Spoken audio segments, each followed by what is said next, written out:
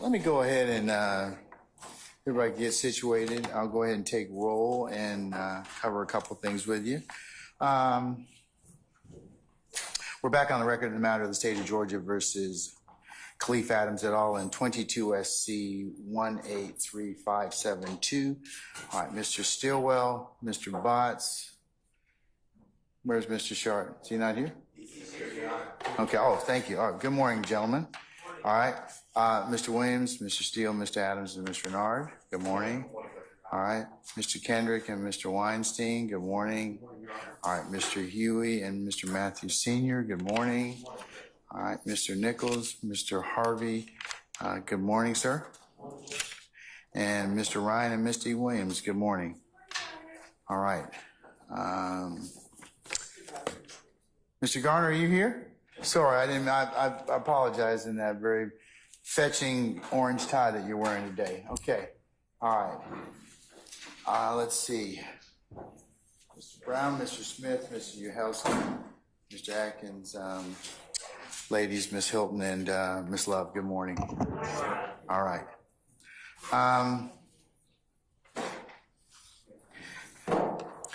Can I have a representative from the state and a defense counsel to come up here? Rest of you can listen.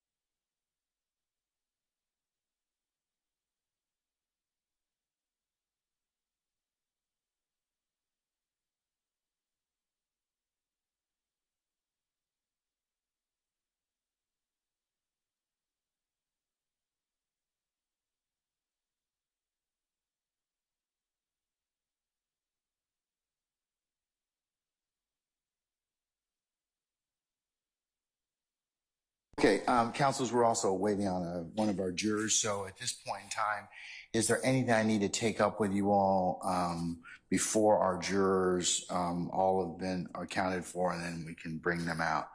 I don't know what our ETA on our juror is, but I'll find that out in just a minute. Anything I need to take up with you all? Mr. Steele. Good morning, Your Honor. Good morning Sir. To everyone. Your Honor, I just wanted to reintroduce you. I think the court may remember this is a co-worker of mine who's finished her, I'm a co-worker of hers who's finished her second year going to third year at Georgia State University. This is Haley, H-A-L-E-Y, Haltiwanger, H-A-L-T-I, W-A-N-G-E-R, and she'll be with us a great deal, I hope, this summer. And then, Your Honor, she's accepted a position as an intern for credit with the Gwinnett County Public Defender's Office starting September. Unless the court has an issue, I would ask respectfully if you can share the Zoom link, and she'll be a role that school's over for the summer to learn. Is she replacing Mr. Kokomo? No. Oh, could you please replace him? I mean, you know, madam, I can give you carte blanche if you'll just take over from him, okay? She's been a problem. So, Madam, welcome, and I hope, yes, she is, Haley, you are more than welcome, and hope you embrace the experience, okay? All right. Anything else? Not on behalf of All right. Anybody else on anything we are covering and that we're going to cover? All right. And hearing nothing at this point in time, then what I'll do is I'll just recess this. Do we have any updates, Sergeant Brown, on all of our jurors? Okay. All right. We'll be in recess. And then I'll give you all an update on our juror as I find out more. Okay. All right.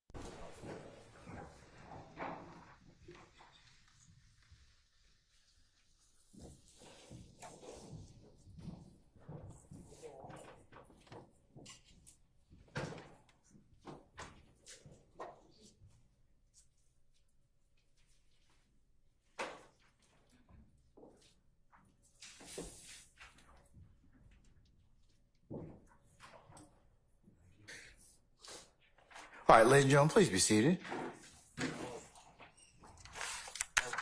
All right, thank you, Sergeant Ingram.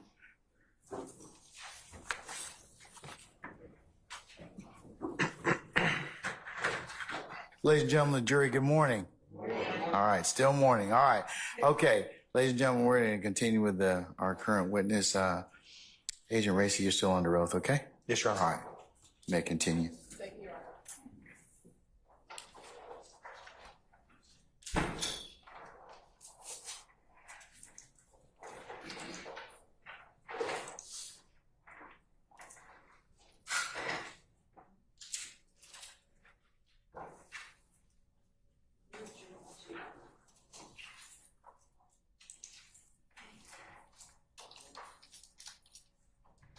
So, Agent Racy, good morning.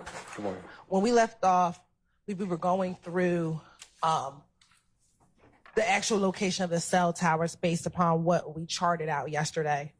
First, when you plotted these locations, is the correct time not the 7:07 but 3:07 a.m.? Correct. The Eastern Standard Time is the 3:07, correct. Okay. And so on the diagram that's currently on the screen at the top where it says 7:07, would you -4 from that number? Correct. That's the UTC time displayed from the records. Okay. Now, looking at what's on the screen, if you can explain to the jury based upon the map where this cell tower is located. Okay, so this road that's running straight up through there, that we can see that kind of gray line right there, that's going to be Marietta Street changing into Atlanta Road into Cobb County.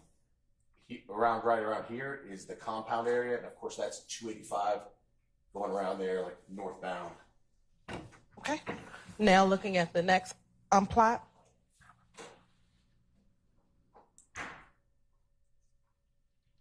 And again, looking at what's currently on the screen, this is State's Exhibit 172, Echo.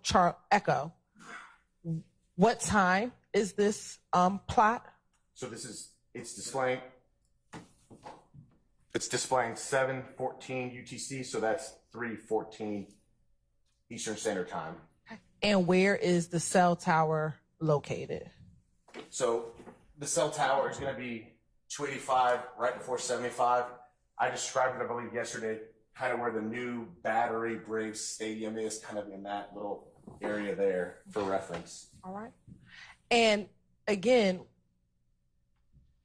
at what time did the 911 call come in? The 911 call came at 3:14. Okay. So would that be 3 minutes before this? At 3:14. That's at 3:14. So the 911 call is coming in, according to the records, at the same time that this phone is connecting and communicating with that tower. Okay. And what number is being contacted at? What number is the 1990 number contacting at 3:14? It's the 404-664-3383, which subscriber information tells us is Jimmy Winfrey. Now, looking at what we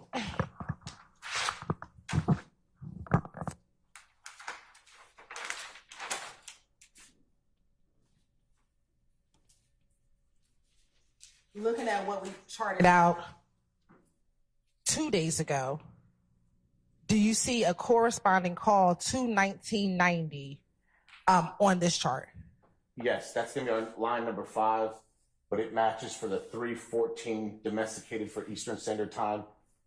That phone was at 285 near 75. We described it between Atlanta Road and 75 on 285 and communicating with the 1990, the YSL Enterprise phone. And again, when you are talking about the location, is that the location of the cell tower? That is correct. Right. So at this 3:14 time, both the 3883 number is pinging on a cell tower in the area of 285 and I-75, as well as the 1990 number. I sustain the objections. You can rephrase now. Yes, Your Honor, thank you. At 3:14, are both the 1990 number and the 285 number pinging off towers in the same area? The 1990 YSL phone and the 3383 phone are both communicating with the tower in the same general area next to 285 or near 285.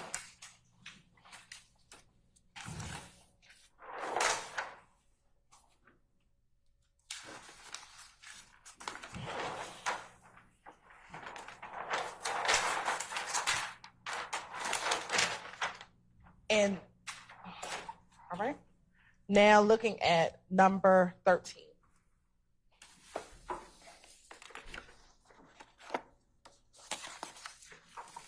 Yes. Looking at the map, what is depicted on the map as relates to line number 13? Correct. It needs to move up one. Yep. Thank you. Okay.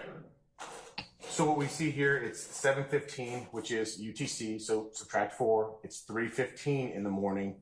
So a minute later, and we're seeing a new cell tower being communicated with the 1990 YSL Enterprise phone. And that cell tower is still on 285.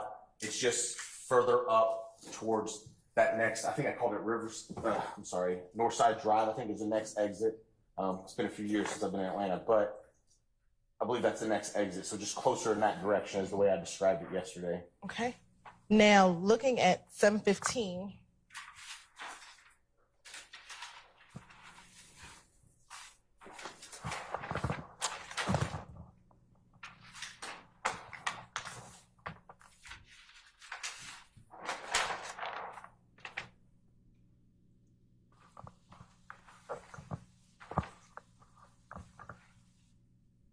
when do you see a call on the 1990 chart at 3:17?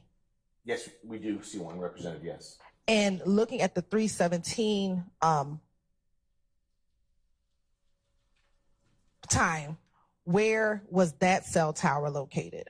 So if we recall, this is the Sprint cell phone records. So the way Sprint represents it is a first tower connected to and a last tower connected to. So we have 2 towers represented in those records. So at 3:17, the first location is what I described, 75 South, basically in the city. So it basically is on I-75 South in the city.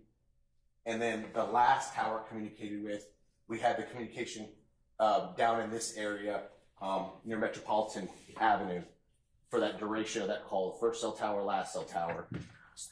So based on the tower location, so the 1990 phone at 3:17 is still, the tower is on 285.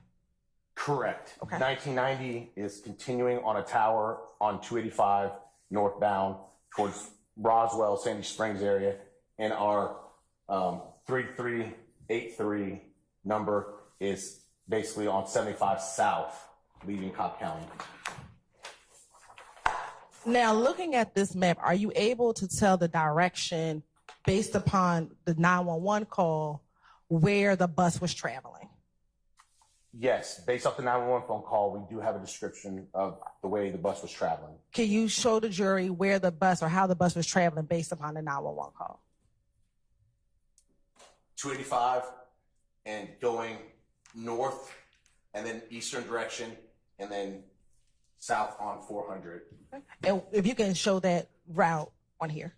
Sure. So here's Atlanta Road getting on 285 north, past 75, continuing to 400. I'm sorry, there's 400. 400 south towards the Mandarin Oriental Hotel. Okay. And from the 911 call, do you recall when he called 911, where was he at when he called 911? So in the 911 call, the description is 285 on basically 285 traveling northeast. There was basically some trouble because the person didn't know Atlanta. But through the description on the call, we understand that they were approaching Cobb Park. Basis. Your Honor, the 911 call is in evidence. I'm going to overrule the objection, sir. What did he say on the 911 call? And the speculation. What did he say on the, Raise. sorry, Your Honor, what did he say on the 911 call? They're on 285. We hear coming up to Cobb Parkway, that we hear the description of I-75 in the 911 phone call. Okay, where's that?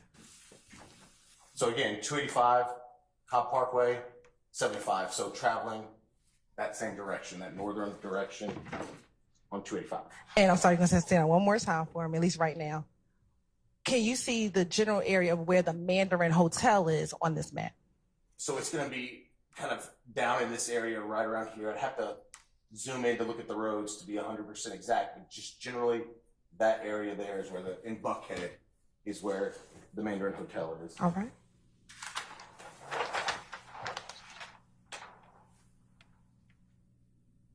Now, looking at, number 14. What is depicted on the map with number 14? Sure. So again, we see a change in the cell tower location just a little bit further on 285. And I describe it as Roswell Road. I believe that's the next road on 285 going now that eastern, kind of northeastern direction. But it's just, as we saw, it just moved a little bit further up the road. All right. Now looking at line 15.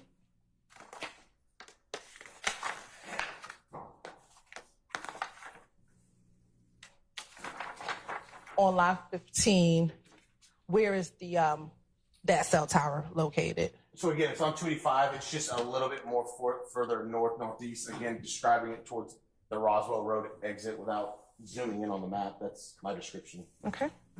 Now looking, and what time was that? 0718 UTC, so that's 3:18 a.m. Eastern Standard Time. Okay. And looking at number 16.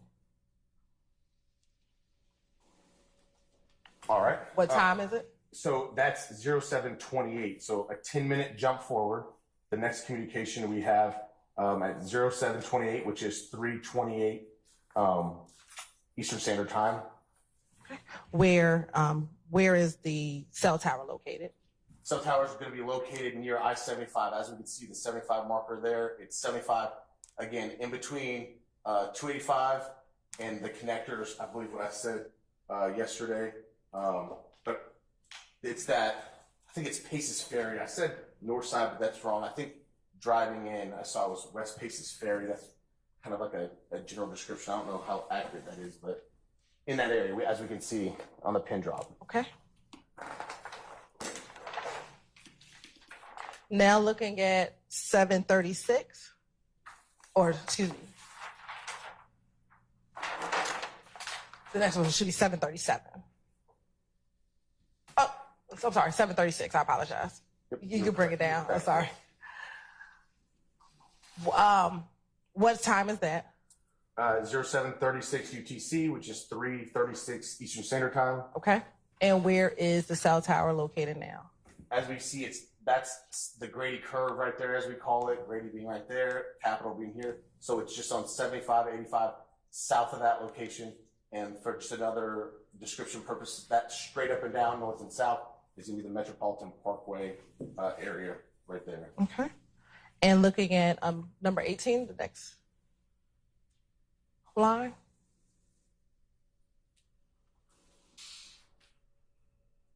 What time is this?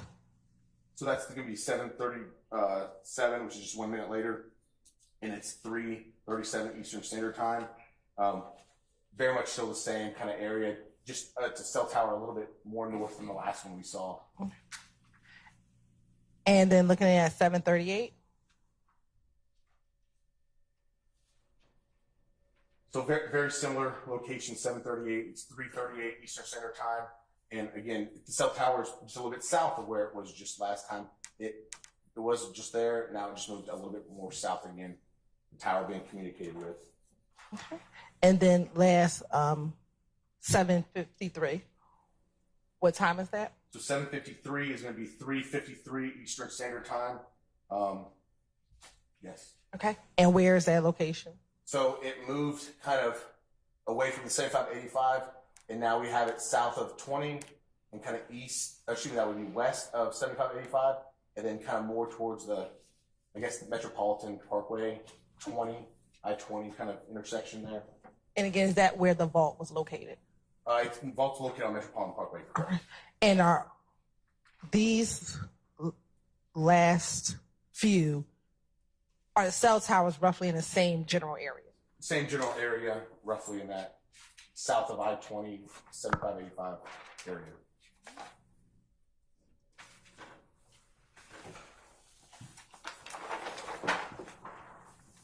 And now looking back at we'll call this the phone number for the Jimmy Winfrey phone number. Okay. At about that same roughly 3:58 time, where is that cell tower? So similarly, which we discussed, I guess it was 2 days ago, possibly now, Metropolitan Parkway. So without having plotting it right now, it's generally going to be in the same kind of area down there of Metropolitan Parkway. And based upon your plotting, was that phone in that same area between 3:58 and 4:27? Correct.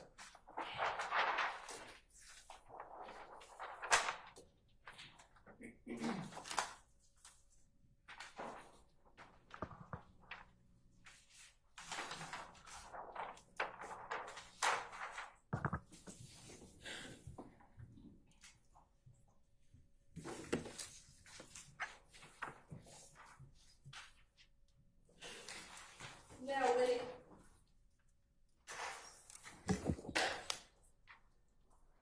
when it came to the plots that you did, did you plot every call on the 1990 record? No, what I did was basically every hour from almost like, 10 p.m. Eastern Standard Time, every hour leading up to the 3 a.m. Eastern Standard Time. And then that's when I kind of started picking some right around that crucial time, just to give us a general overview of the movement of the cell tower being communicated with.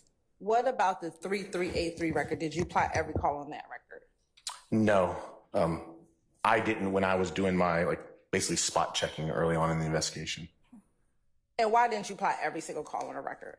I mean, it's time consuming, but that's the purpose of sending it to the analysts so they can use the software to plot every single record utilizing the software. With the phone number 1990, for the calls that you plotted, were all the phone numbers that were being contacted significant to your investigation?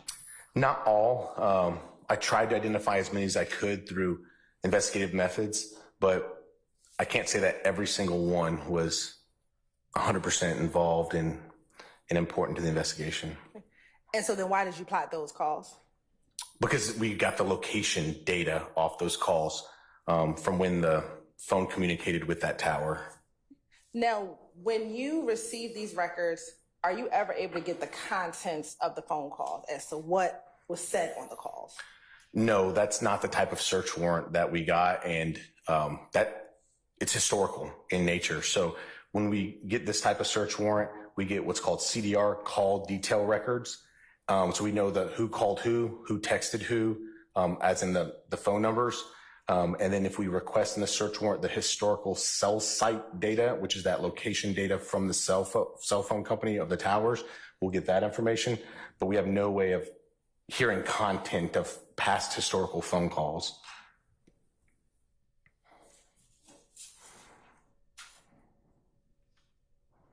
Now, in looking at what you plotted for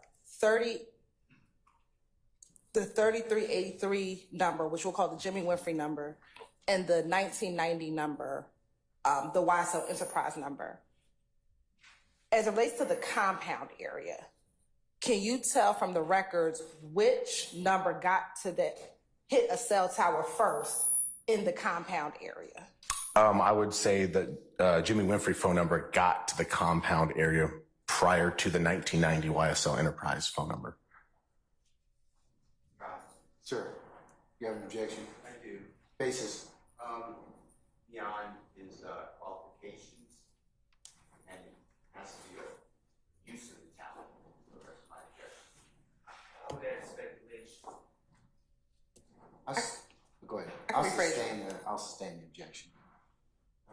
Based on the cell tower that you plotted, which phone hit a cell tower closer to the compound first? The 3383 Jimmy Winfrey phone or the 1990 YSL Enterprise phone? 3383 Jimmy Winfrey hit the cell tower closest to the compound first.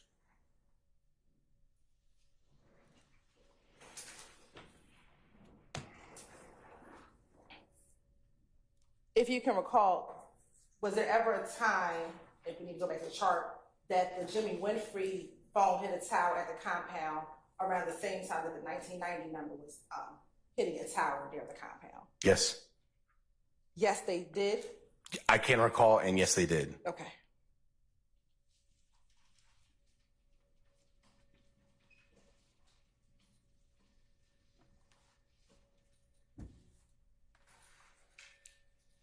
And when did the 3383 phone hit a tower going towards 285?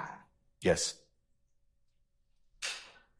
Did the 3383 number hit a phone going towards hit a tower going towards 285 around the same time that the 1990 number hit a tower going towards 285? Yes, we saw that in the records.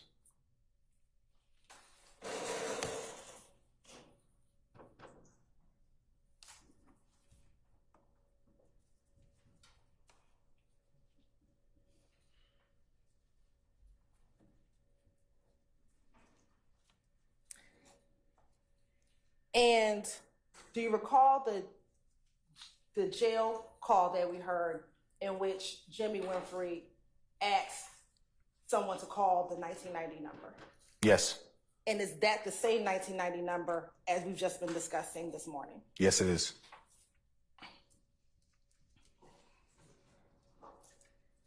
And is that the same call where a female answered the 1990 number first?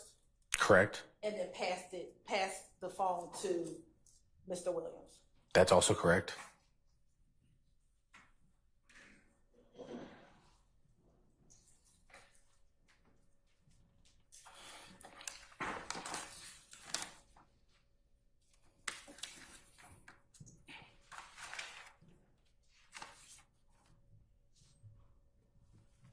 Now, in your investigation, or during the course of your investigation, excuse me, did you do any online searches for any information that was assisting your investigation?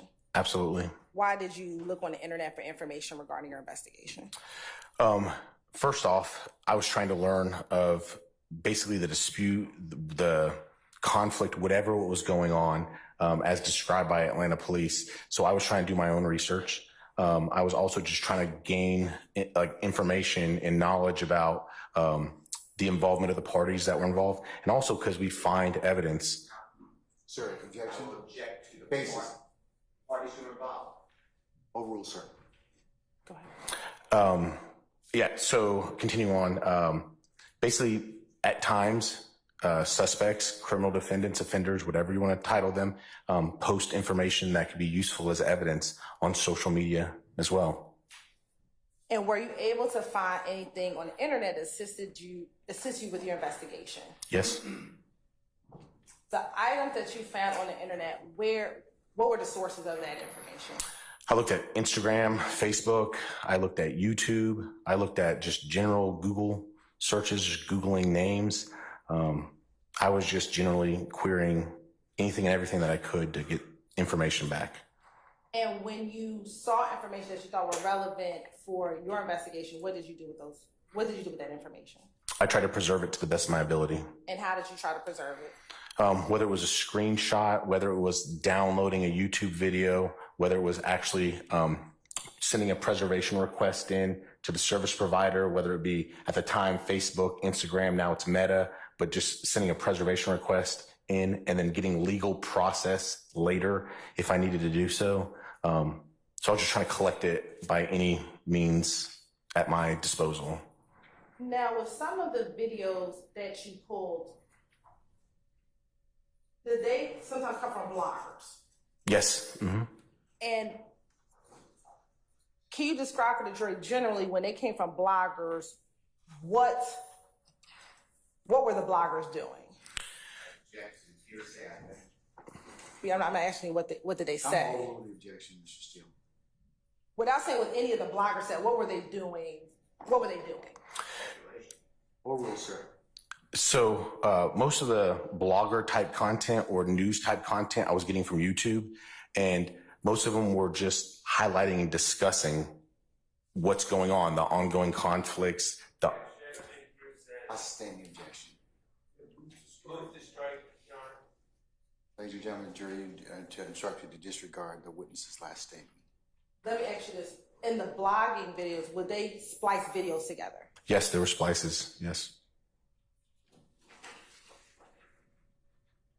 And then would they, now tell me what it said, would they provide their own commentary over the spliced videos? Yes.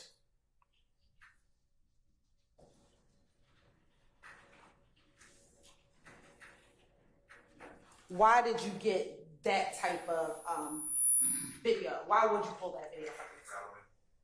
Overrule, sir. Well, it's basically like a force multiplier. Other people are going out and scouring the internet for information. They're compiling it, and then I could go to one source and get that information. So instead of having to go to this webpage or this social media post or this page, someone else is kind of doing the work for me. I just download it from one source. What's the basis of your objection? You guys know what other people. Well, you cannot speak your objection. Just tell me what the basis for your objection is. It's total speculation, right here say. I'll overrule your objection. Personal knowledge. Overrule, sir. You may answer, sir. Basically, it's a force multiplier. Compilations of videos and posts are being pulled in one location. I could go to one location and download as much information as I could get from one source. And in preparation for your testimony, have you been able to review at least 2 of the videos that you pulled based from your investigation? Yes. First, I'm going to show you what's been already admitted. It's State's Exhibit 118 Echo.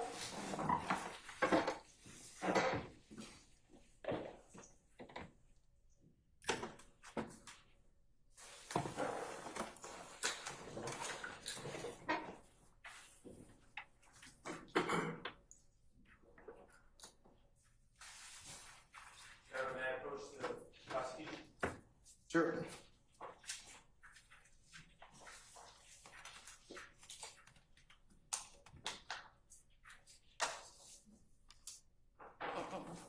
I think it should be just.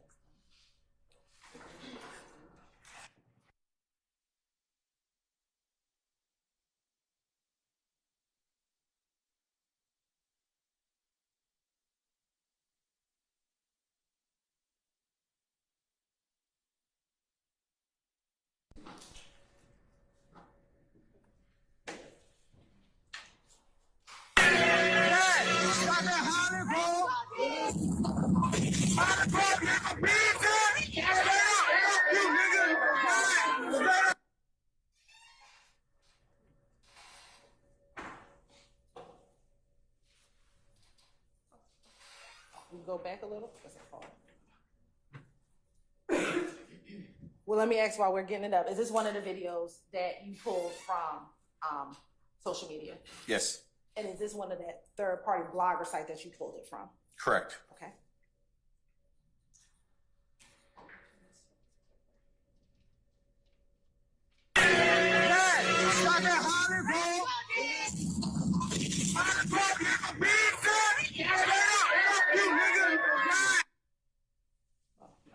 That portion. Okay. Looking at State's Exhibit 118 Echo, during the course of your investigation, do you know who the individual is that's paused on the video? Yeah, the subject that's to the front of the video with the blonde or yellow tip hair, orange hair. Yeah. I know him as Duke. Know him as Duke. Correct. And do you know who he's on the stage with? Yes, the person who's kind of behind him right now, yes, that's Jeffery Williams. And when was this video? That was on April 25th, 2015. And in this video, where's this video? Like, where are they? So they're in Louisiana, in Baton Rouge at Southern University. Okay. And does this number, 5790, does that come back to an individual YSL Duke? That's correct.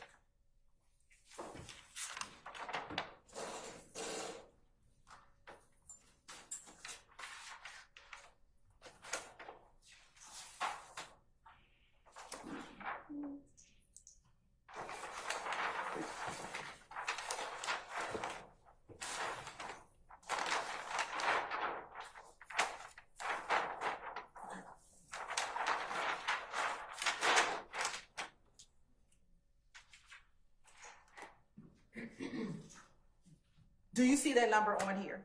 Yes. At what time On here being, on here on the chart? Do you on see here being what? the chart. Okay, all right. On the chart, do you see the number 5790? I do see it on the chart. Yes, ma'am. What time does the 1990 number contact the 5790 number? Yes. Okay, at what time? We see it at 0707 UTC, which is 037 a.m. Eastern Standard Time. And looking at the actual record, do you know if that phone actually connects and at what time? In whichever. It'll be the item is 19. easier. Oh, okay. Right now, he's going to be looking at the demonstrative, which is going to be Stacy's Exhibit 172. Excuse me. Stacy's Exhibit 139 Echo.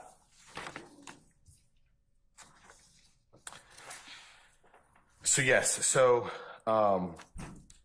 at 0307, 1990 attempts to call the 5790 phone, and it's the phones at least connect for 3 seconds.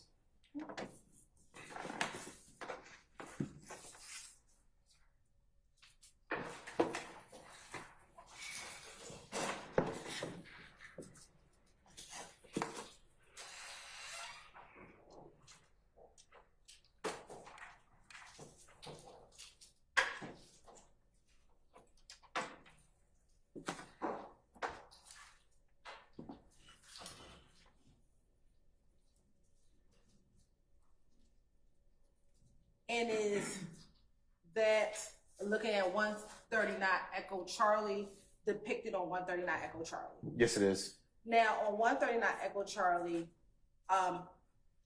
based on the actual record, are there 2 actual entries at 307? That's correct. There's 2 lines that indicate as such on the records.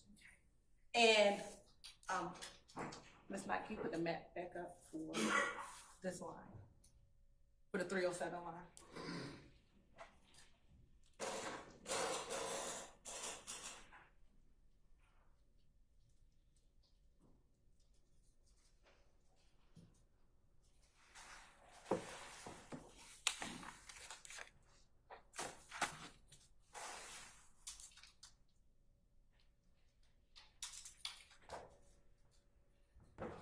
And at the time in which these calls are made, is this a tower that's traveling on Atlanta Road?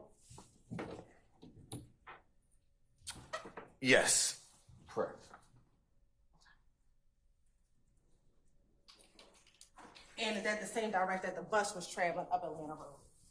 That's correct. And let me ask you this, did you ever plot the YSL Duke phone number? No. Why not? The YSL Duke phone number, I only got a subpoena for. Therefore, I did not get location information because it was a subpoena versus a search warrant where I could get location information from. Any reason why you only got a subpoena for that record? Oral, sir. At the point in time when I was getting the search warrants, the importance of it wasn't, I didn't understand the importance of it at that point in time.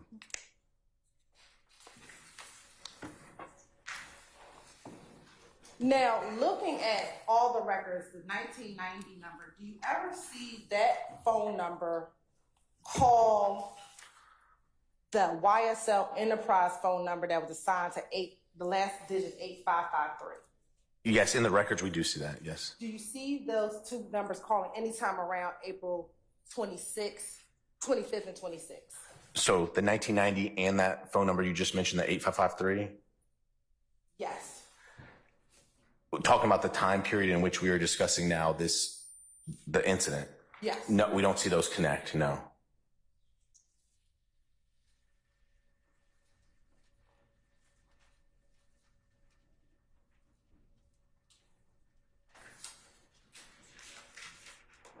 But we do see that number calling the YSL. I stand objection.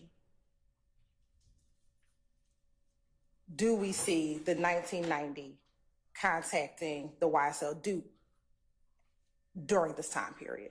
Yes. And Duke, was he the individual on stage with Mr. Williams in Baton Rouge, Louisiana?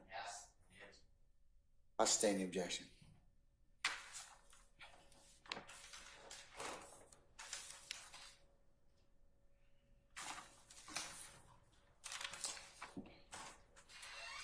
You can take that down for me.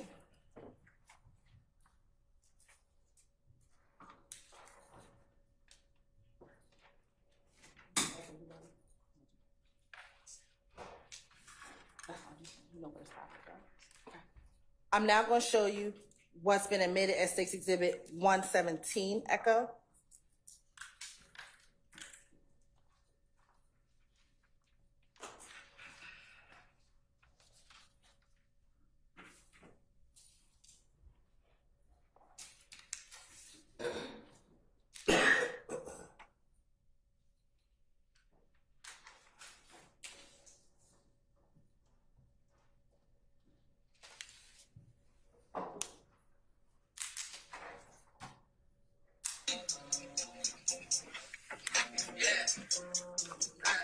Yeah, YSL. Carter 6 coming out Friday, first show. New Orleans, Holly Grove. Fuck, nigga. Meet me there, better yet. Beat me there, you did. Man, with them dicks, too, nigga. Yeah. Can't name the mixtape Carter 6, cause these fuck ass niggas trying to sue. Shit like some hoes. Big old blood, so I'm going bar the 6. On the fucking way. Now, is that one of the videos that you pulled? Yes, I pulled that video. Now, from where did you pull that video from? I mean, from YouTube, from the internet. Was that one of those blogger videos that we talked about earlier? That's correct. And when you pulled the video, did that video already have the videos kind of spliced together as you discussed earlier? It was already spliced together by them. Correct. Yes. And let me ask, is there a portion of that video missing? Yes. From what we see? What portion of that video is not being shown?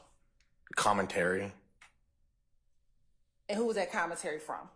The blogger, the person that posted the video.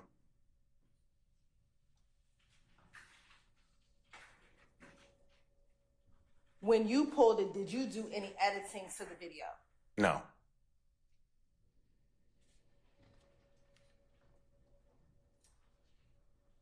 Did you add anything or did you remove anything from what you pulled from the YouTube site? I'm not that tech savvy. I just downloaded it. I sustain the objection.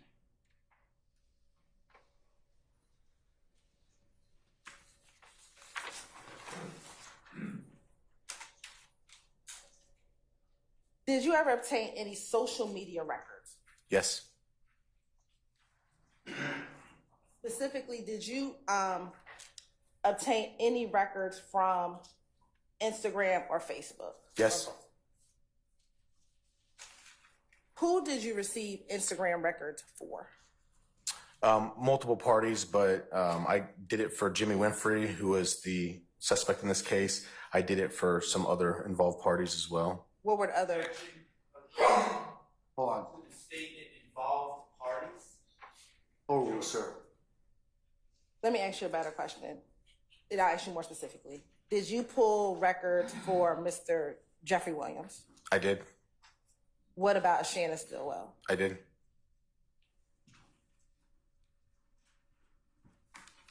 Were there others outside of these three? There, I sustain the objection. Sitting here now, do you recall the handles for each of the Instagram records? Miss Jimmy Winfrey, Jeffery Williams, and Shannon Stillwell. I could probably name a couple of them, yeah. Okay. Do you recall it for Jimmy Winfrey? He was Pee Wee, a.k.a. Roscoe, I believe, on at least one of them. What about Jeffery Williams? You would ask me that. I'd have to refresh my memory by my report.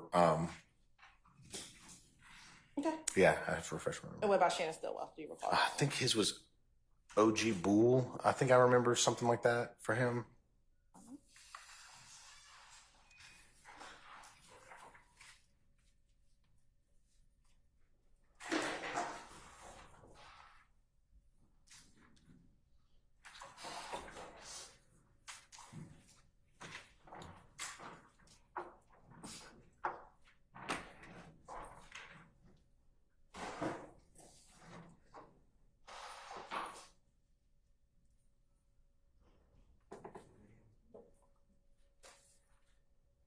Please, Mr. Humphries, this is your call.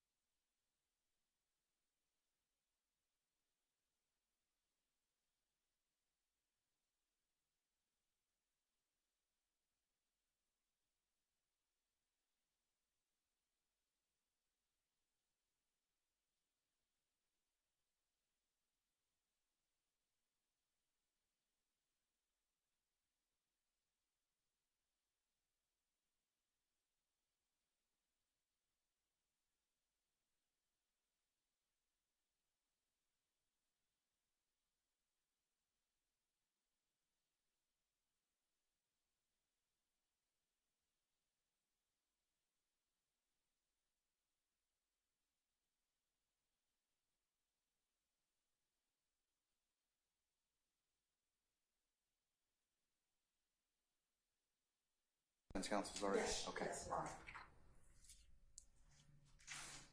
I'm going to show you what's been marked as 163 Echo, 163 Echo Alpha, 163 Echo Bravo, 163 Echo Charlie, and 163 Echo Delta, and 163 Echo Echo, and 163 Echo Foxtrot. First take a look at those, tell me if you recognize those items.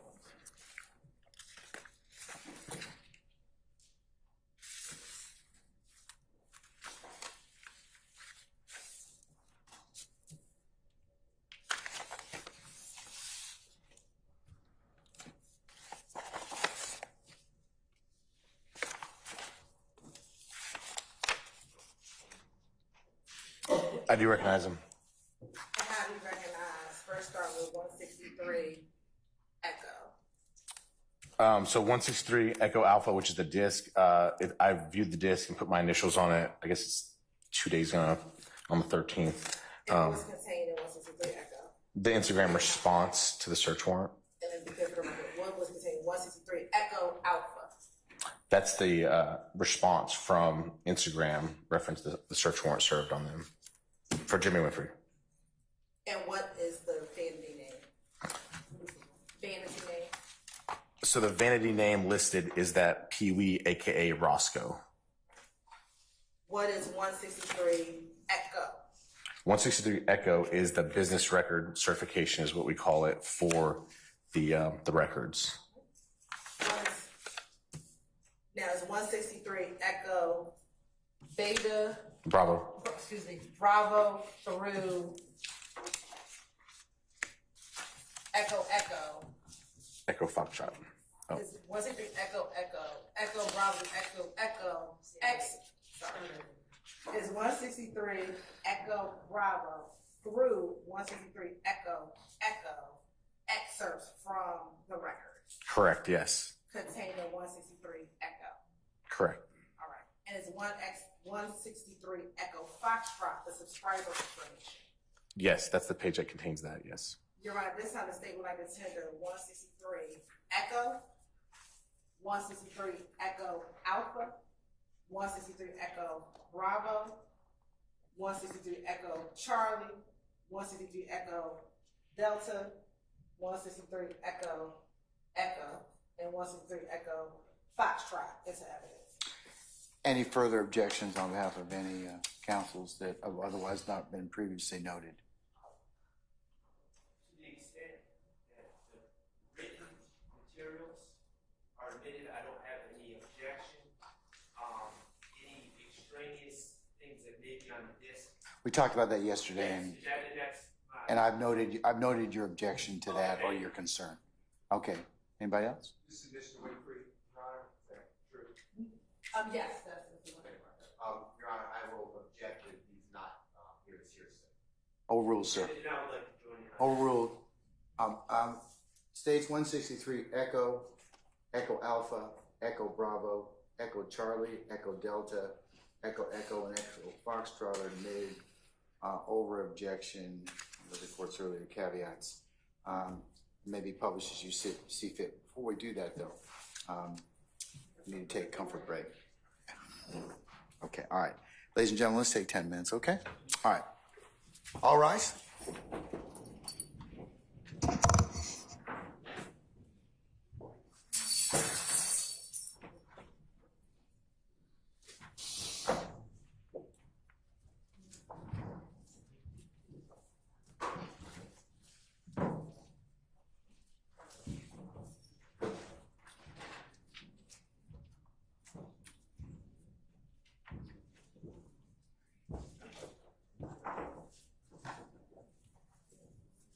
All right, ladies and gentlemen, our jury has left us. We'll be in recess 10 minutes, okay?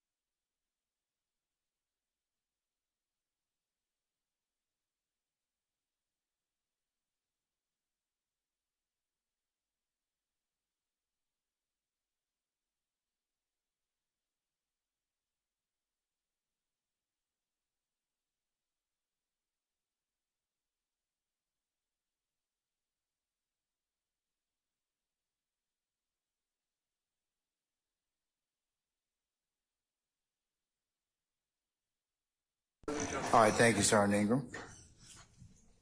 All right, madam, you may continue.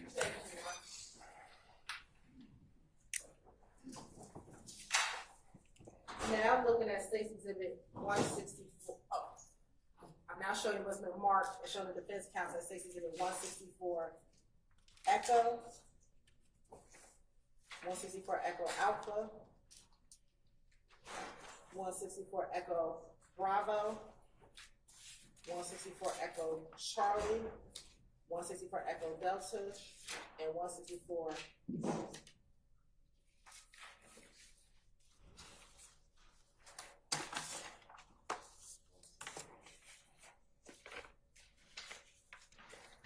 164 Echo Echo and 164 Echo Foxtrot. Tell me if you recognize those exhibits.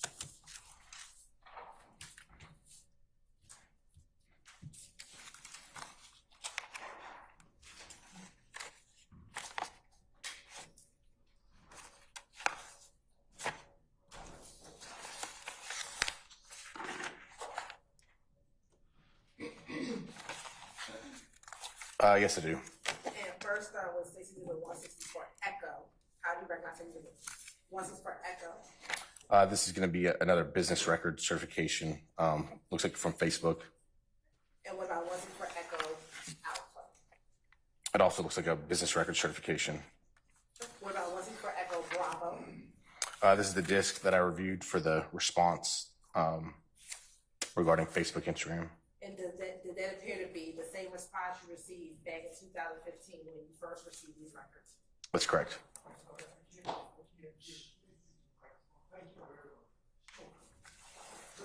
Goes both ways, Mr. Harvey. Please use your microphone.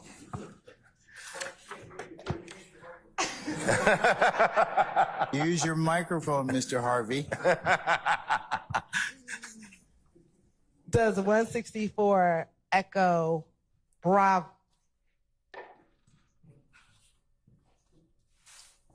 I flipped him over. I'm sorry. Does 164 Echo Bravo appear to be the same records that you received back in 2015? Yes. Right. Now looking at State's Exhibit 164 Echo Charlie. What is 164 Echo Charlie? It looks like the Instagram subscriber information page from the response. Okay. And 164 Echo Delta through 164 Echo Foxtrot, what do they consist of? It looks like all Instagram posts, basically photographs. And are those excerpts from what's contained in 164 Echo Bravo? Yes, they would be. Okay. You're right, this time the state would like to tender 164 Echo, 164 Echo Alpha through 164 Echo Foxtrot. Any further objection to states 164 Echo through Echo, 164 Echo Alpha through Echo Foxtrot that otherwise haven't been posted, stated already? Other objections, no. Okay, they're admitted, subject to the court's earlier ruling and over objection. Thank you, Your Honor. Be published as you see fit. And then last, looking at State's Exhibit, I'm now handing what's been marked as State's Exhibit 165 Echo and in 165 Echo Alpha and 165 Echo Bravo. Do you recognize those three exhibits? I do. How do you first recognize State's Exhibit 165 Echo, 165 Echo? So that's going to be just a business record certification from now it's called Meta, but Facebook, Instagram company. And looking at 165 Echo Alpha. That's going to be Shannon Stillwell's Instagram response, the disc that I signed on a previous date. Okay. And is that from the same search warrant return you did back in 2015? Correct. And now looking at State's Exhibit 165 Echo Bravo. This is going to be the subscriber page from that response. And do all of those appear to be a fair, accurate records from what you received back in 2015? They do. You're at this time, the state would like to admit State's Exhibit 165 Echo, 165 Echo Alpha, and 165 Echo Bravo into evidence. Any further objection to states 165 Echo, Echo Alpha, or Echo Bravo? Otherwise have not been stated already. No, Your Honor, just continue. Okay. All right, they're admitted subject to the court's earlier ruling and over objection. Objection to the report. In the future, as they come up. You can raise another timely objection depending upon what's presented, okay? Thank you. All right. First, I'm going to start with 164 Echo. And just confirm, it's 164 Echo Bravo, the subscriber information. So 164 Echo, and then 164 Echo Bravo. Okay, that's the full disc. Which exhibit is the subscriber information?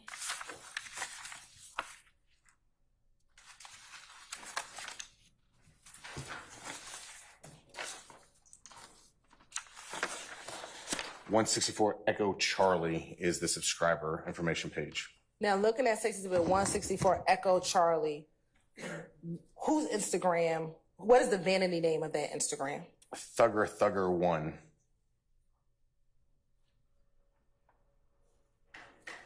And does it have an email address associated with it?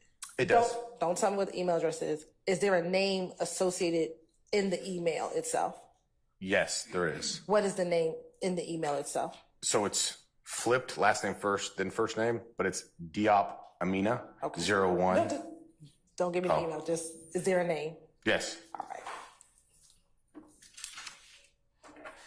Now I want to publish for you 164 Echo Charlie.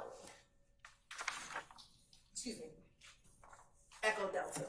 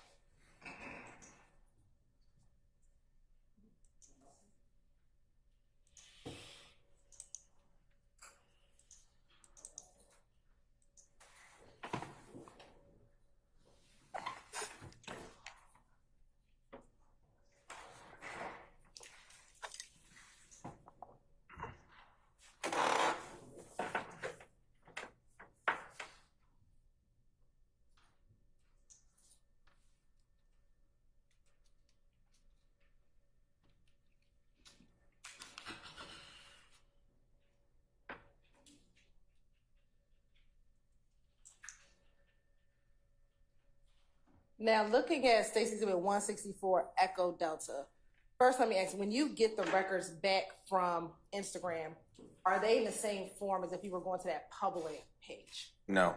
What's the difference? So when they send it back, it's a PDF, and it basically starts with the subscriber page, then goes to IP addresses used, and then we finally start going into like content, and it'll break it down from posts, DM messages, depending on what your search warrant request, but it breaks it down kind of from there.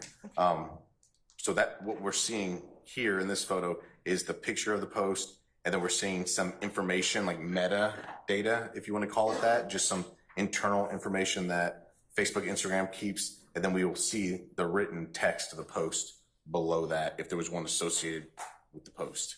And is this an excerpt from the exhibit for the Thugger Instagram account?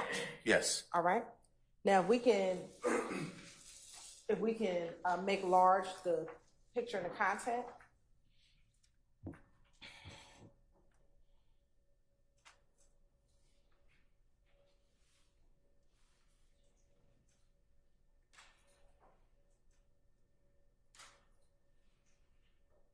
And when you were speaking of the meta or the data information, is this the information that's contained at the bottom of the image? That's correct. All right. Now, looking at the line that says taken, what is your understanding what taken is? Or what taken means as well? I sustain the objection. Have you had training in reading Instagram records? Yes. Okay. And have you learned about what the different data information or meta information that's on the bottom of that picture? Sure, yes. Okay. And in that courses that you received training on, did you learn or understand what that line is? Yes. What is it? So that's basically when the information is being uploaded. So we have the date created and we have a date taken. So basically they're taking the information. If your photograph has any metadata within it and you upload it, it'll kind of pull that, whatever information Instagram is getting. And so taken, as we can see, it's the same time as listed as created. So presumably the date this image was created is the same date that.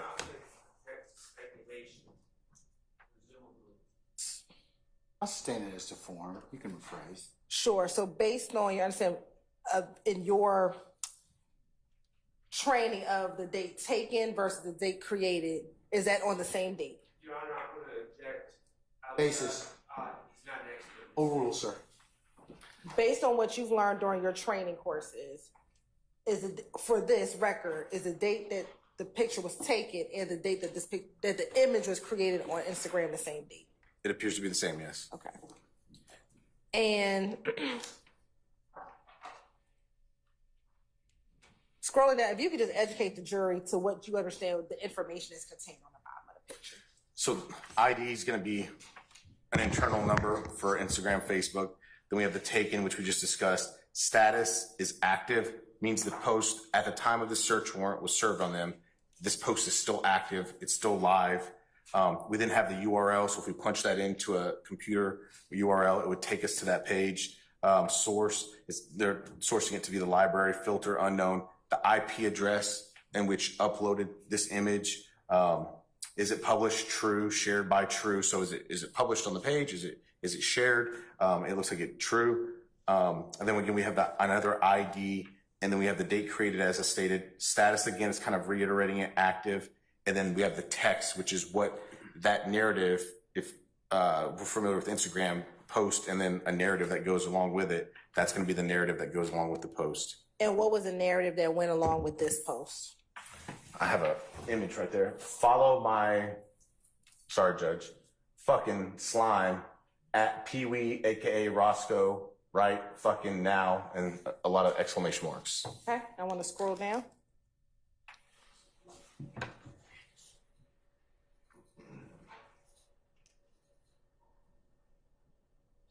You can scroll up a little more.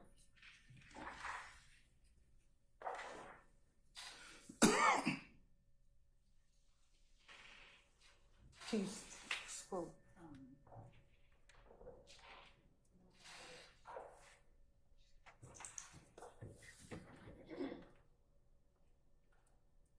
Okay. Are you able to see that last line at the top? Yes. Okay, what does it say? There's a hashtag or a number sign, please, exclamation points, and then some images or emojis that Instagram couldn't capture, and their text, photo by, and then at real wish. Okay. All right. Now looking at 164 Echo Echo.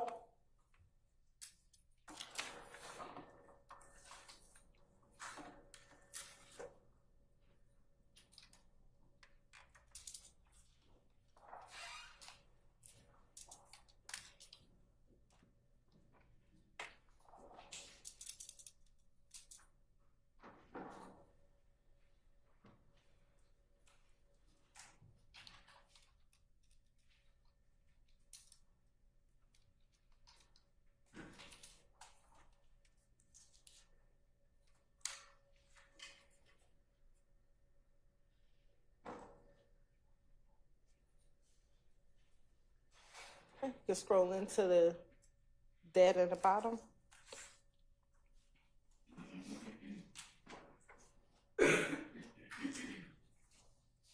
And looking at this, what was the date? What's the taken date? Yes, so the created and taken date are going to be the same in this image as well. And the date is June 14th, 2015. And is there a text that was associated with this Instagram post? Yeah, the hashtag free Roscoe till he free. Okay. And who is in this photo? That's Jimmy Winfrey. And also looking back at, well, not having to go back, in 164 Echo Delta, who's in that photo? Jimmy Winfrey. All right. Now, publishing 164 Echo Foxtrot.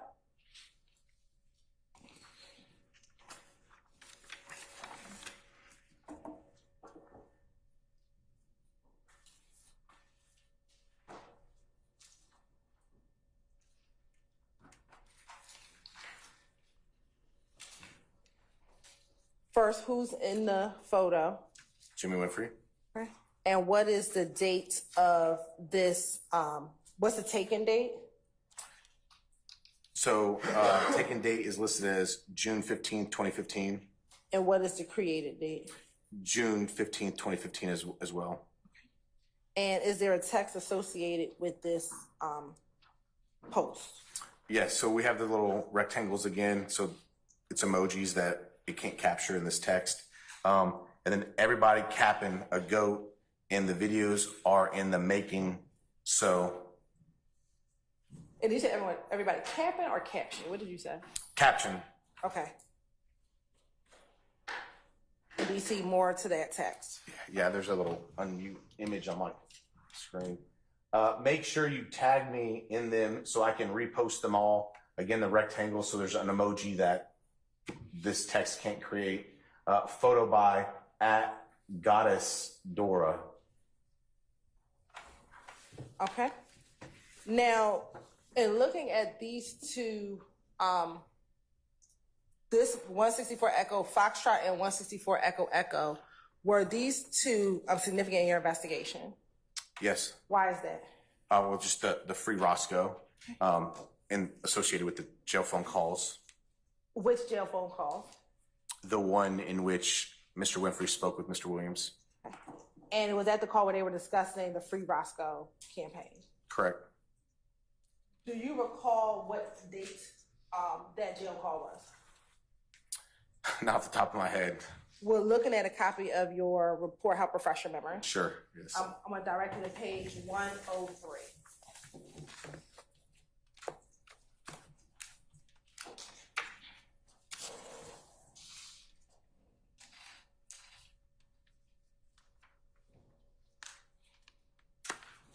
Okay. What was the date of that jail call? June 13th, 2015. So is that about a day before 164 Echo? That's correct. And then 2 days before 164 Echo Foxtrot. That's correct.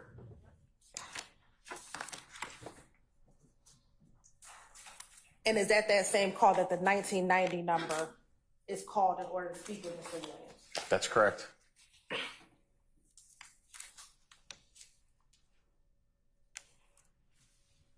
Now, let's look at 165.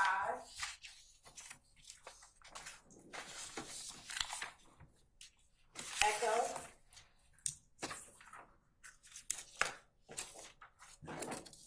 And specifically 165 Echo Bravo. If you don't have to publish this. If you could just tell me, what is the vanity name on 165 Echo Bravo? That OG Bull. And is it OG Bulls or OG something? There's an underscore, OG underscore Bull. And what is the name associated with the email address for that record? It's Shannon Stillwell. It's just flipped, so last name first, then first name. Now looking at 163 Echo.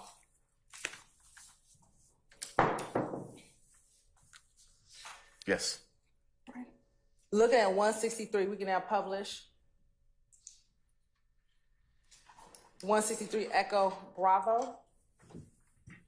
And while that's being published, whose Instagram is this? 163 Echo Bravo. That's gonna be Jimmy Winfrey's. And what was his vanity name? It's gonna be that Pee Wee, aka Roscoe.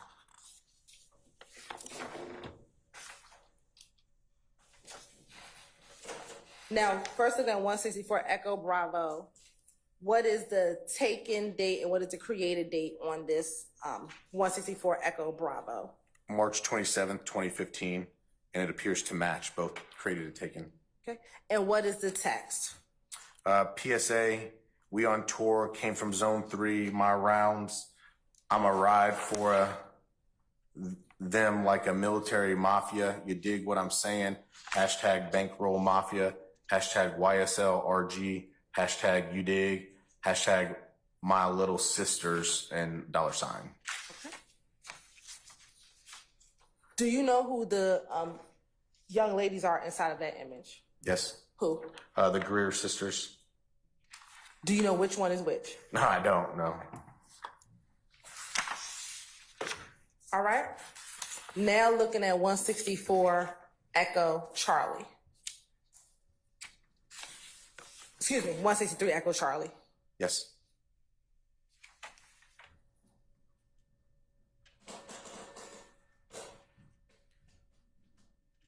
Now looking at 163 Echo Charlie, who is captured in that image? Jimmy Winfrey. Right. And what is the taken date and what is the created date? April 20th, 2015. And then what is the text?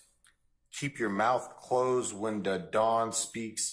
Quiet storm more powerful than yo tongue. Fool bankroll mafia, you dig? YSL RG. Hashtag human goat. Hashtag Atlanta. Hashtag da dawn. Hashtag yo bitch love me. Hashtag I can't wait. Hashtag you dig what I'm saying. Hashtag Utes fucked them. Okay. USZ.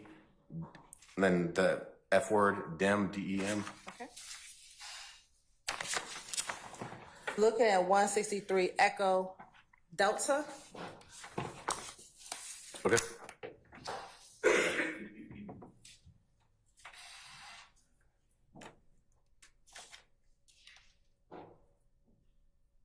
And do you know everyone inside of this image? No. Can you identify those that you do know inside of the image? Or that you recognize, excuse me? Second from the right, so the blonde haired gentleman, he has like the orange blonde hair, that's Duke. And you can use your pointer. Oh, all right. So the blonde haired gentleman, that's Duke. And then I guess it would be first if you count his rear, but first to the left on the bottom, that's Jimmy Winfrey. All right. You can.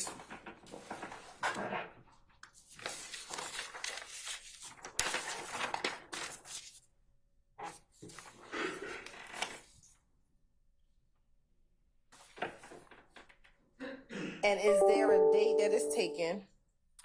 April 17th, 2015. Okay. And I know there's some language in the text, but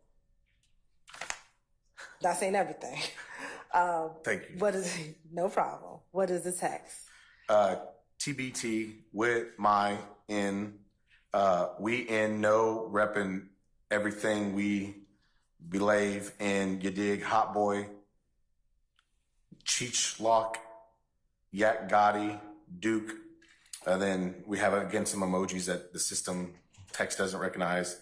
And then we have at Birdman 5-star, you dig what I'm saying, Bankroll Mafia, YSL, RG. All right.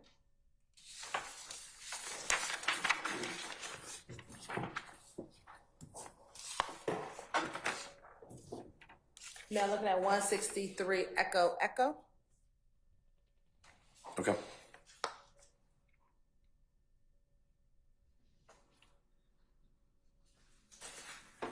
Now what's contained in 163 Echo? A white Camaro Z28. Okay. And was this significant in your investigation? It was. Okay. Why was this particular caption or excerpt relevant in your investigation?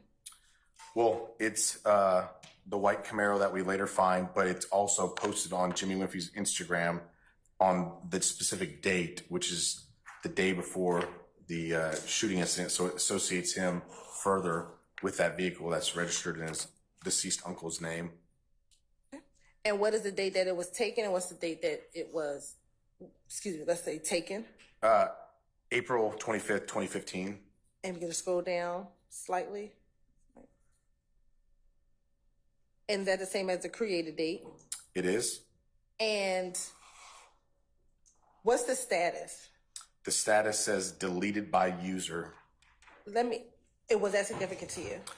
Yes. Why? Well, the picture was deleted by the user for a particular reason. When you were first doing your investigation, had you ever looked at his public page prior to getting the Instagram record? Prior to getting the search warrant, yes. Okay. When you looked at his public page prior to... Do you have an objection, sir? I'm going to ask if we stop using pronouns and make it clear whose page we're talking about. I'm going to overrule your objection. You need to form an objection, and that I can recognize. So, okay? I'll sustain that objection.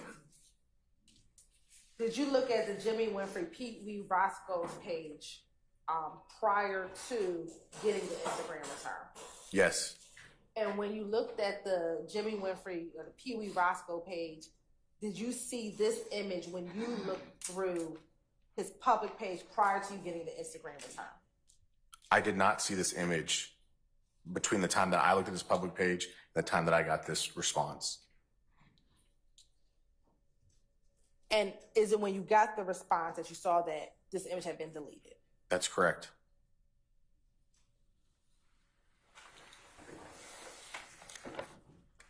If the shooting was on April 26th, about when did you look at the public page of Pee Wee Roscoe? I would say it would have been that Monday meeting with Atlanta Police Department.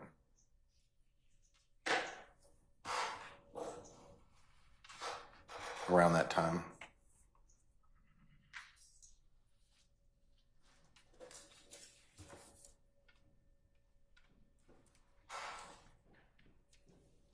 And when you say around that time, you mean that same day or just around in that area of those days?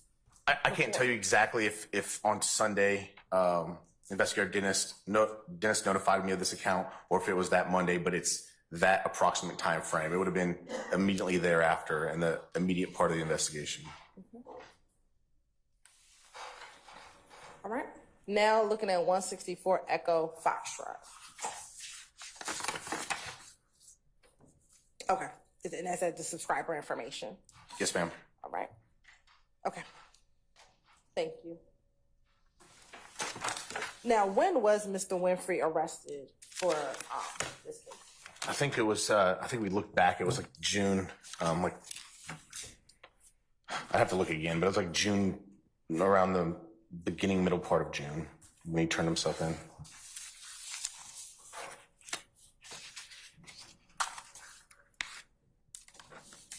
Now, early in your investigation, how did you identify the two groups that you were investigating? Atlanta Police Department. Let me ask a better question. When it came to your association with YSL, how did you describe YSL early in your investigation? I'm objecting, Your Honor. Basis. Give me a basis for the objection. Don't speak the objection. Just give me a basis. One that I can record. 404A, 403. Using the phone. The character of the group? I'm gonna overrule the objection, sir. How did you On both grounds. early in your investigation? How did you describe YSL? Overrule, sir. That was Mr. Steele. Yes. And overruled, Your Honor? Yes. Sure. Early in your investigation, how did you describe YSL? I would describe him as a criminal street gang. Did you describe him as a music group early in your investigation? Okay. Sure.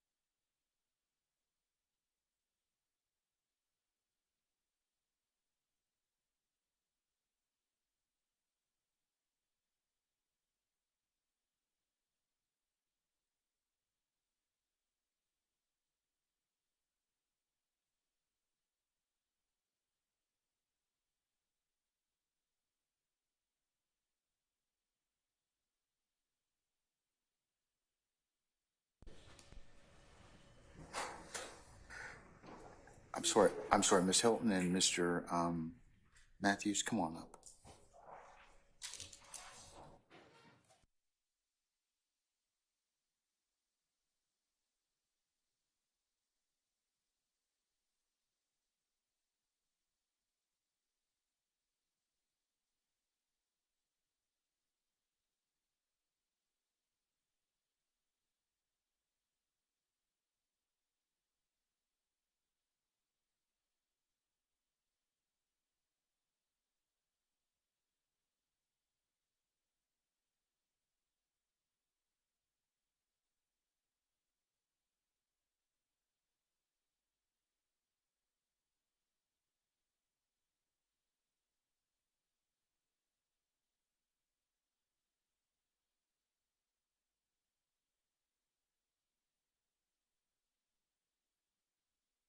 Just so.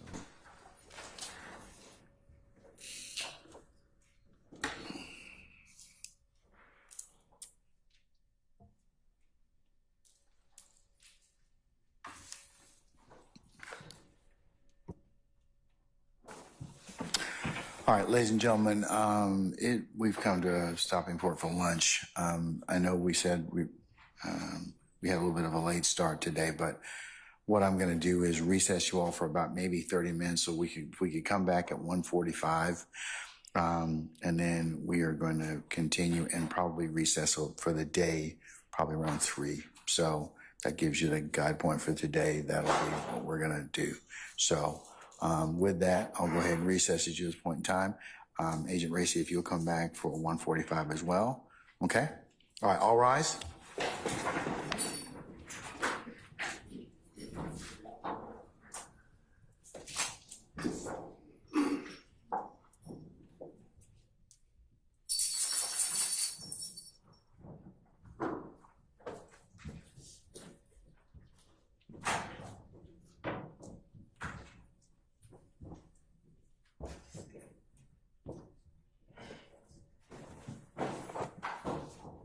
All right, ladies and gentlemen, our jury's left us. We are in recess for until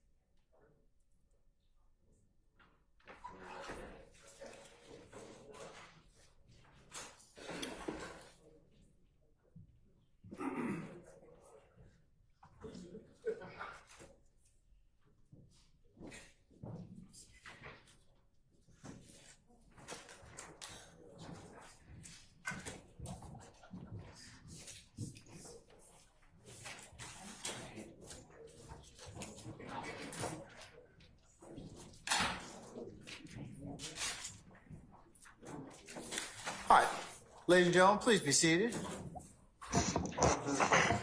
All right, thank you, Sergeant Ingram. All right, Ms. Hilton, you may continue now.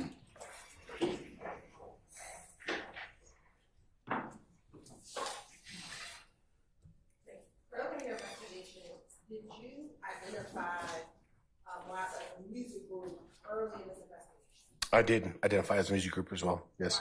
Why was that? Because there was a music component with the Lil Wayne, and then with the Young Thug side of it, there was a music component. During the course of your investigation, did that change? Well, Or you no longer identify what was happening? I stand the objection. Your Honor, the T that was, I'm sorry? the T-E-A-G-U-E. I sustain the objection. Hey, Your Honor, T is for hearsay, and we're not discussing your Oh. All right, I'm going to reverse myself. Overrule the objection, sir. At some point in your investigation, did it transition from investigating the music group to investigating something else? I mean, I would say it was almost immediately into something else. It wasn't like it was a gradual transition. It was almost immediately. What did it transition into? Well, a criminal organization. Basis. 701, 702. I'll sustain the question. You can rephrase, madam. Had Cobb County Police Department ever investigated YSL, the street gang? Objection relevant. Overrule, sir. Overrule. Yes, the Cobb County Police Department has investigated and identified YSL prior to this investigation, yes. Was it as a street gang? Yes.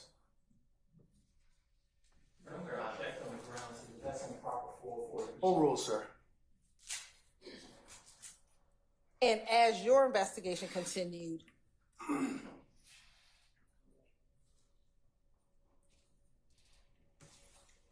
why did you initially refer to this as a music group first and then immediately transition into identifying it as a gang? Well, just because the involved parties that were alleged to be involved in this dispute. Now, you talked about you were in the Marine Corps. I was. While you were in the Marine Corps, had you ever heard the phrase death before dishonor? Sure. Had you only heard it during your time in the Marine Corps? No, I've heard of it elsewhere as well. And where is that? Overrule, sir. As a police officer, I've heard it as well.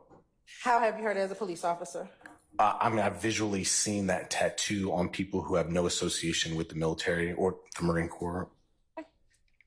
During the course of your investigation, did you ever come across any evidence to suggest that Jimmy Winfrey was ever in the Marine Corps? Objection relevant. Overrule, sir. Yeah, there's no information that I came upon that states that Jimmy Winfrey was ever associated with the Marine Corps. What about as a samurai? I would say the same thing. That came up nowhere in my investigation. Did you come in your investigation that Jimmy Winfrey was associated with YSL? Yes.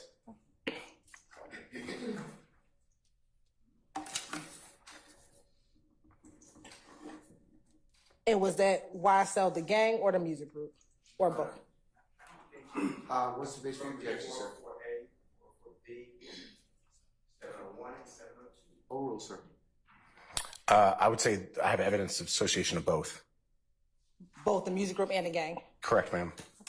Court's indulgent?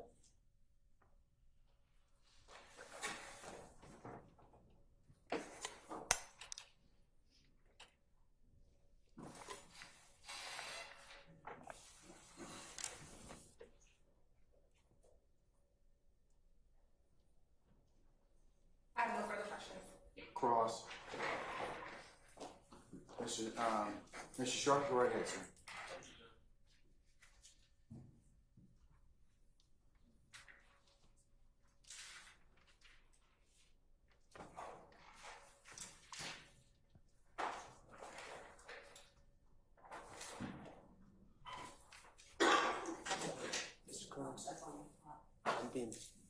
Can we take that? Yeah, just push it over to the right and share. Not good with these things. Oh, there you go. Oh, there we go. There you go. Oh, That's all right. it. That's it. Your Honor, may I take down some of these demonstratives? Yes, you may. Thank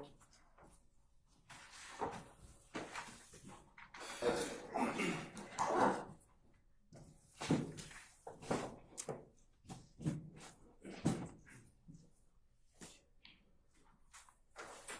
I am going to keep. No, I'm going to keep that up. Ms. Hill, what is that number for that? We have Okay. but we can't, we can label 1990, 174, and then Jimmy Murphy 175.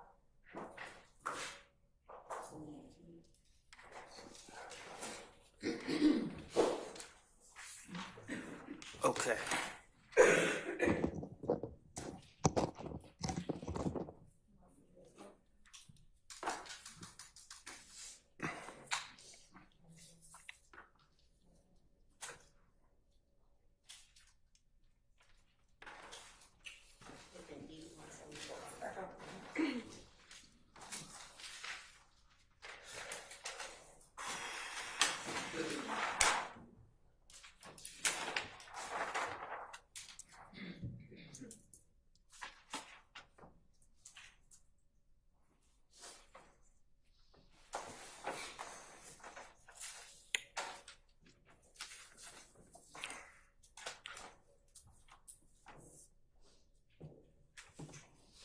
So for the record, Your Honor, we're going to mark the chart that dealt with 3383 as 175 echo, and the chart dealing with 1990 as 174 echo, as demonstrative. You said 173 and 174? 175 to 174. Okay. 170. Echo. Echo, yes. Okay. So 175 Echo and 175 Charlie. I'm sorry, 174 Echo and then 175 Echo Yes, Your Honor. as demonstrative. As demonstrative. All right. May it please court, Your Honor? Yes, go right ahead, sir. Thank you, sir. Detective Ricey, how are you? Doing well, sir. Thank you. How are you? I'm well. Good afternoon. Jeffrey. I'm going to ask you just a few questions. And I'm going to start out with 174E and 175E that was just labeled and behind you. And that is a chart that was created by the state based on your testimony, correct? Yes, sir. Based on historical cell records for two different numbers. Yes, sir. CDRs. Okay. And I just want to clarify. In the beginning, we were asking about where phones were located. Do you remember those questions? I remember questions similar to that. Yes, sir. Okay. In fact, these cell phone records, these historical cell phone records identify cell towers and the location of cell towers, not phones, correct? So part of that statement is true, and part of that statement I would say is incorrect. Okay. You can clarify.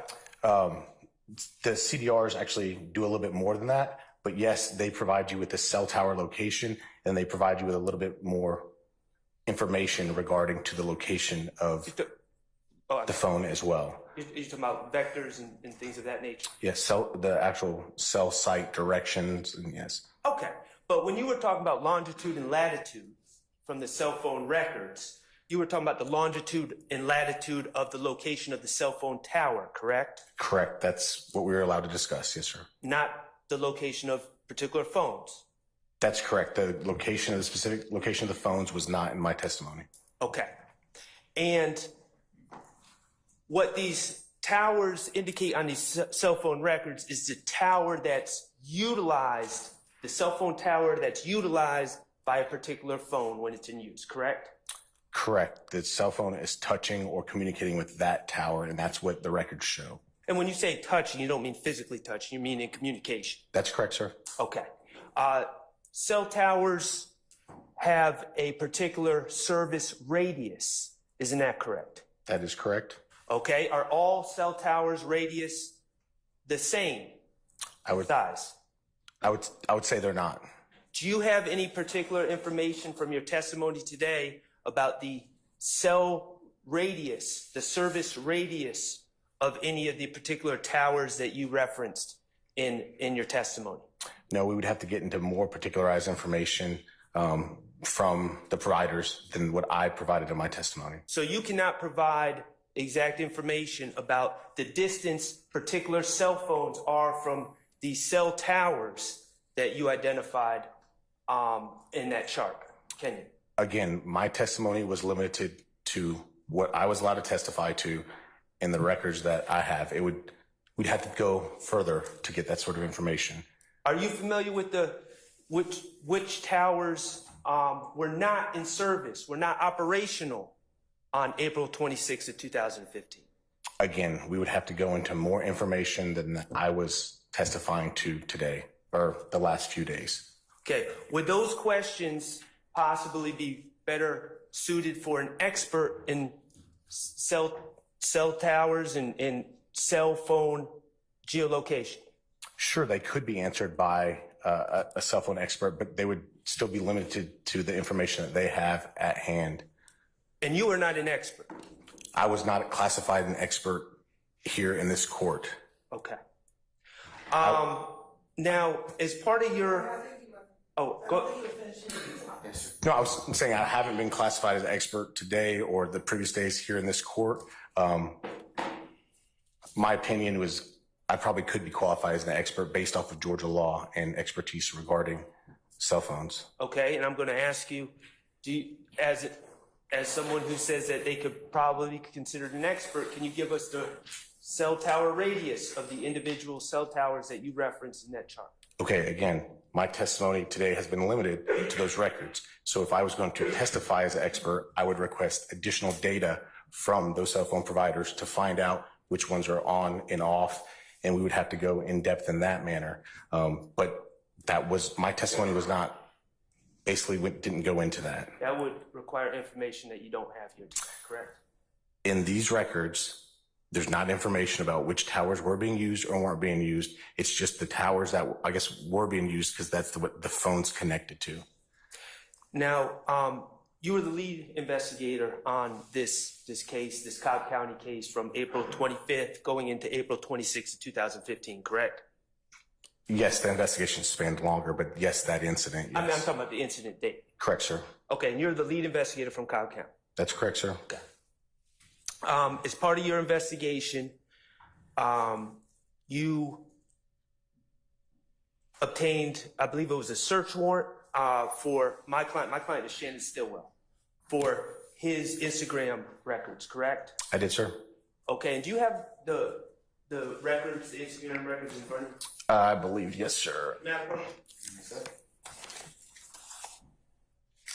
can give me all of the Instagram records. Okay.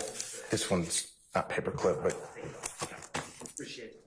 Okay, and I'm looking at 165E and 165EB. This is the response you received for Shannon Stillwell, correct? that's correct, sir. Okay, so you requested Instagram records and Instagram responded to your request, correct? That is correct, sir. Okay.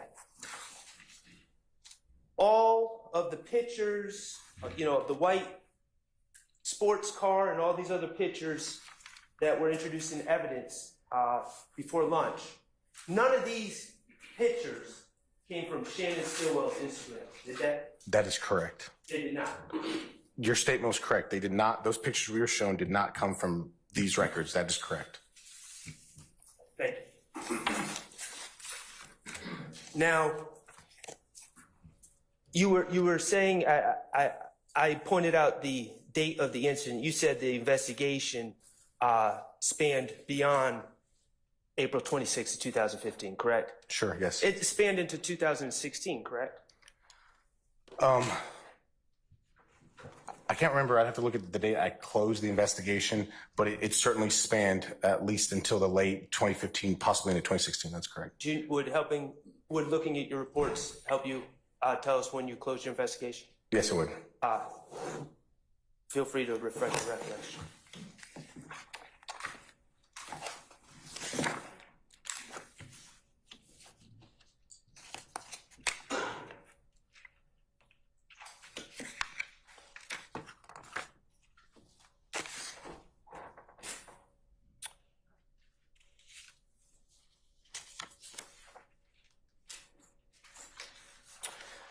So it looks like I wrote the conclusion paragraph February 3rd, 2016, but it looks like I might have gotten some records back from some service providers past that date. But Okay. the conclusion paragraph, where I'm basically putting the case file together, February 3rd, 2016. Okay, so you would agree that investigation approximately 9 months? Yes. Okay, great. And as part of your investigation, you also, I think you testified that you consulted with Atlanta Police Department and Atlanta police officers, correct? That's correct. Including officers from the gang unit, correct? That's correct. Including Officer Dennis, correct? That's correct. Okay. And you used search warrants and subpoena powers to obtain social media, That's correct. including my client's Instagram, correct? Yes, for a period of time on his account, yes. Okay. In the end, you swore out warrants for Jimmy Winfrey in this case, correct? That is correct.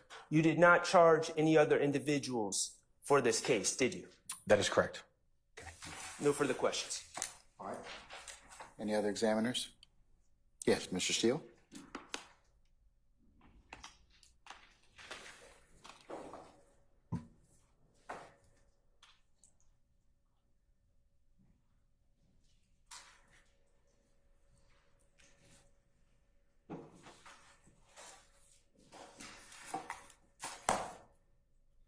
How are you? Doing well, Mr. Steele. Can I ask you a few questions? Of course. All right. And thank you for your service. Thanks, sir. Agent, I'd like to know, with the help of Ms. Knight, do you mind helping me? Okay. I think it's you. State's Exhibit number 162E. I just want to make sure, 162E. yes, that we are tracking each other here. With the court's permission, 162E should be on the court's list of admitted exhibits. If I could show that to the jury with the assistance of Ms. Knight. You can. Which one is it? 162E. May I approach, Your Honor? I did not realize there was a may I approach? Yes, you can. Oh, okay. Oh, the pictures. Okay. Yeah. Okay. I do. Yes, sir. You can, sir. Okay, and it's on the screen as well. I just want to orient, you went through a lot of information over several days, if that's okay? Yes, sir. This is an item that, I'm not saying it was you personally, but you or your coworkers located in that white Camaro that the jurors have seen photographs of. Fair to say? Fair to say, sir. And I just don't want any confusion because they're the same initials, but that JW that is on 162E right now on the screen, you see that? Yes, sir. That belongs to, I'm not saying it's his signature, I'm not asking you to identify his signature, but that's not Jeffery Williams' relation. Is that true? I would agree with that. Yes, correct. And that is, as far as we could tell from the whole document that's it's attached to, that's Jimmy Winfrey. I would believe you're correct. Yes. All right. That's correct. Now, and thank you so much, Ms. Knight. And Ms. Knight, if you can allow that to be shared, the Zoom with Haley, that would be great, if needed. The white Camaro that we've been talking about. Yes, sir. Okay. Does that, in your investigation, have any connection to Jeffery Williams? Not to my knowledge, no. Now, I want to go back to obviously what brought us all together to have the pleasure of meeting with you. It's Saturday, April 25th, going into Sunday, April 26th. Is that the fair days of the week and the dates that we're dealing with at first? Yes, sir. Okay. And at that time, you made yourself aware through your investigation that Jeffery Williams was working and performing in another state on those days. Is that fair to say? That's correct, sir. And when I say working, performing, I don't want to mislead anybody. Working on the evening of Saturday, April 25th, 2016, and then we're going to get to how, but then you tracked Mr. Williams coming back through Louisiana, Alabama, Georgia, like you testified to. Correct, sir. Okay. And on the evening of Saturday, April 25th, 2015, going into the next morning until about 6, 7 o'clock in the morning, whatever your memory is, Jeffrey was outside of the Atlanta, Georgia area, coming back towards it. Is that all correct? That's correct. Okay. Now, you also, the way you track that, and you told the jurors, you know, there's 2 ways to go. There's an upper way and a lower way from Louisiana. Do you remember that type of testimony? I do, sir. And the way that you realized how Jeffrey's travel, or at least based upon information belief, was because you associate a certain telephone to Jeffery Williams, so you surmise that that phone was with Jeffery Williams' person. Correct. We know that phone was owned by YSL Enterprises. That phone was in the area that we knew Jeffery Williams to be, and we have the video evidence of him performing. So, yes, we have the connection and the belief that that is in his possession. Yes, sir. Okay. And that's how you track the phone on the lower way going from Louisiana through Alabama back to the state of Georgia.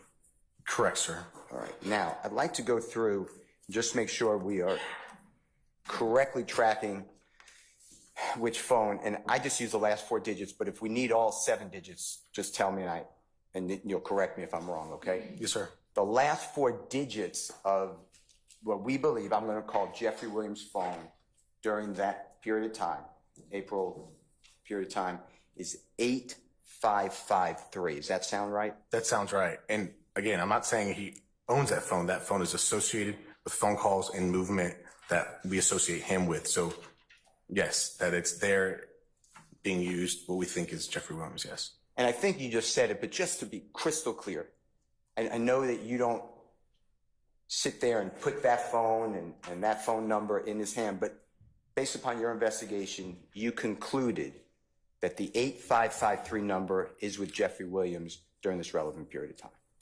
Yes, like more likely than not, that phone is associated with YSL Enterprises. That phone was in Baton Rouge, Louisiana, and we had reason to believe that that phone was owned or operated by Jeffery Williams. Now, I want to go back, and we'll use anything that you need, so just tell us what you need, because there's a lot of information these jurors are taking in over 7 months now already, okay? Objections to the commentary. I sustain the commentary, Mr. Steele. Let's just pose a question, sir. All right. I want to go through the records, and I just want to make sure I got them correctly, for the Jeffery, I'm calling it Jeffrey's phone, but 8553 number, okay? Yes, sir. And we could use any phones that you need, by the way.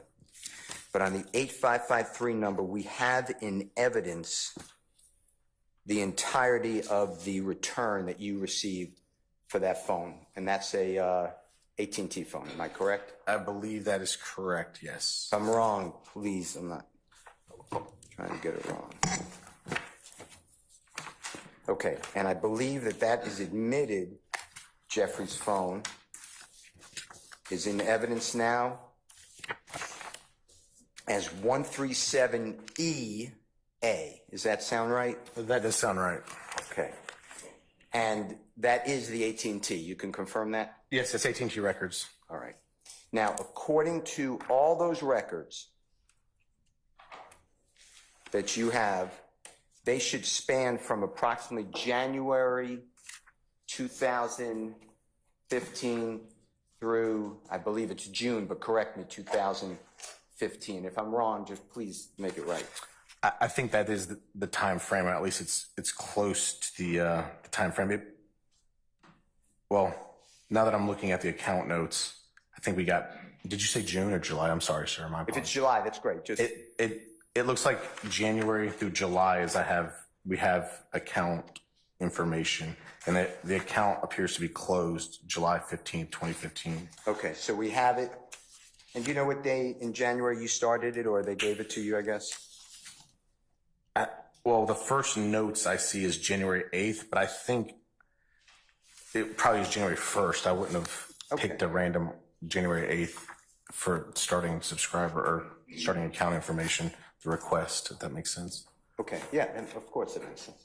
All right, now, Jimmy Winfrey's number that we believe through your investigation, that ends in the 3383 number. Can you please make sure that's true? That is true, sir. All right. I'd like you to tell the jury, using any records that, by the way, you need, whether it is true that, hold on one second. Let me get my notes so I don't mess this up. Can I have 1 second, Your Honor? Sure.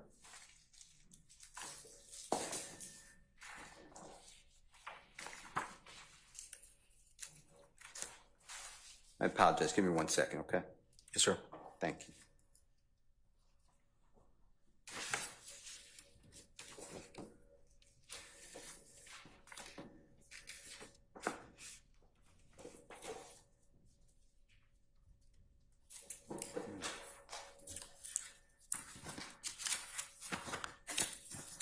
Okay, I got it. Thank you so much. Okay, now, using Jeffrey's records, is it fair to say that you can search those records to determine how many times phones connected or tried to connect? Sure, yes. All right. I am going to ask Haley Hackenwald if she's available to use it to show Jeffrey's record return, okay? Okay. If you need to see anything from that, just you're guiding us.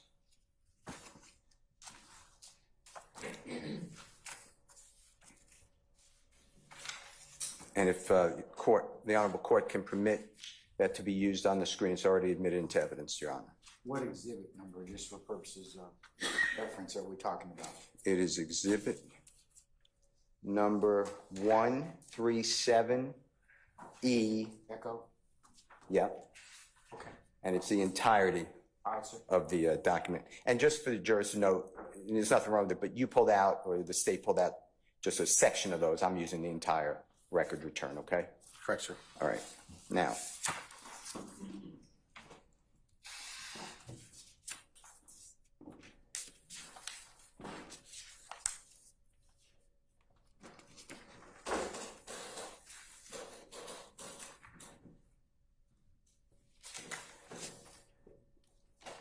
with regards to Jimmy Winfrey,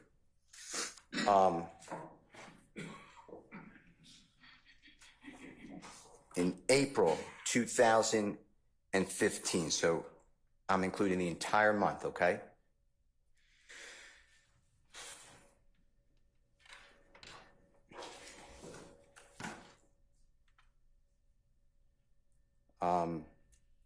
Contacts between Jeffrey's phone, the number which is 8553, and Mr. Winfrey's phone, 3383. Do you know how many times that they tried to connect?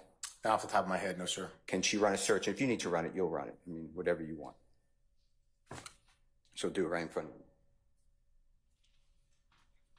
Okay, so Haley put in 3383. That's the Mr. Winfrey phone, okay? Sure. All right, now, do you see where it is highlighted and you see the date? Yes, sir. All right. Can we go to, and we could do them all, but I was going to just do April first. Is that okay? Search your cross-examination. Can you go to April 1st?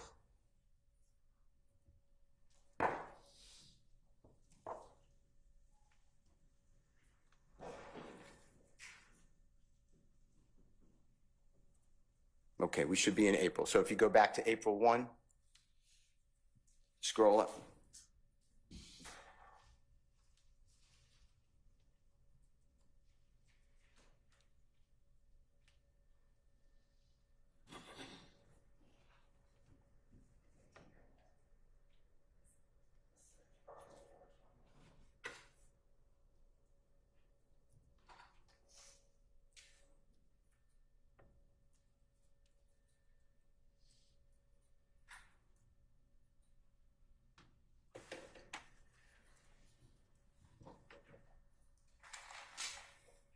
Okay, that starts April 1, about now, and it should be on page. Let's see what page that would be. You have to keep going. Yeah, there it is. Well, it starts at 4/1/15, and do you see the item number being 3810? Yes, sir. All right. And then if we go down that whole month, just go slowly, and the first time we see a hit between Jimmy Winfrey's number with 3383 and Jeffrey Williams' number, just tell us what day and time that would be.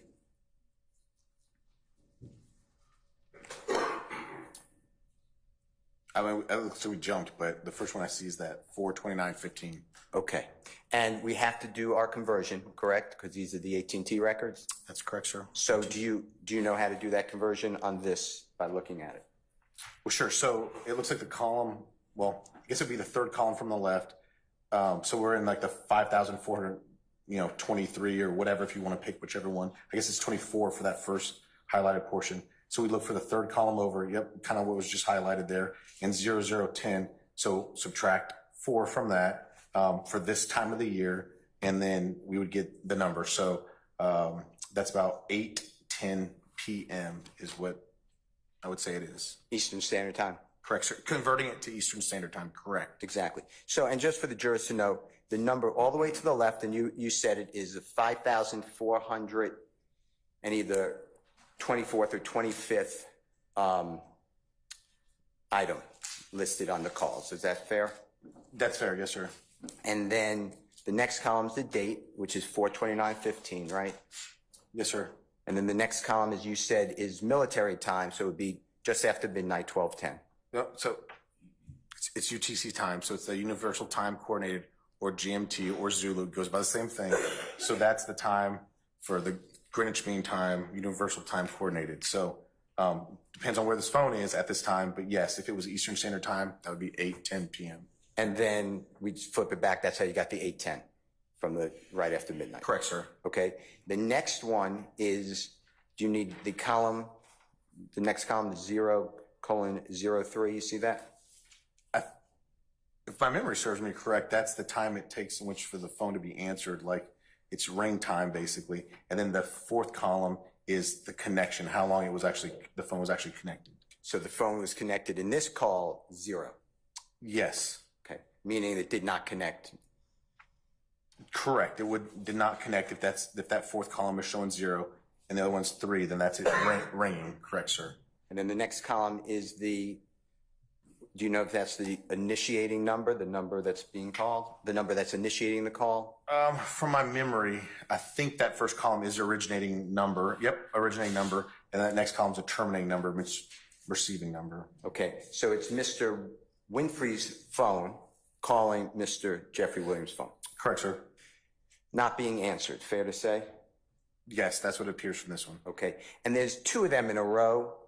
It's the 5,424, that's all the way on the left, bottom second column from the end, and then 5,425 call. You see Correct, that? sir. Yes. And that's the same thing. So it's Mr. Winfrey's phone calling Jeffrey Williams' phone, and neither time does it connect. That's what appears. Correct. And in the entire month of April of 2015, those are according to these records, those are the entirety of the contact between those phones. Yes, for these records, for this number, that's correct. Okay. Now,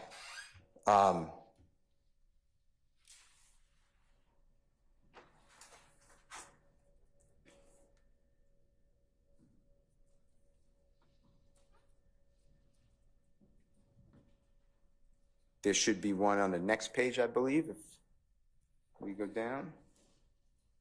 You see that?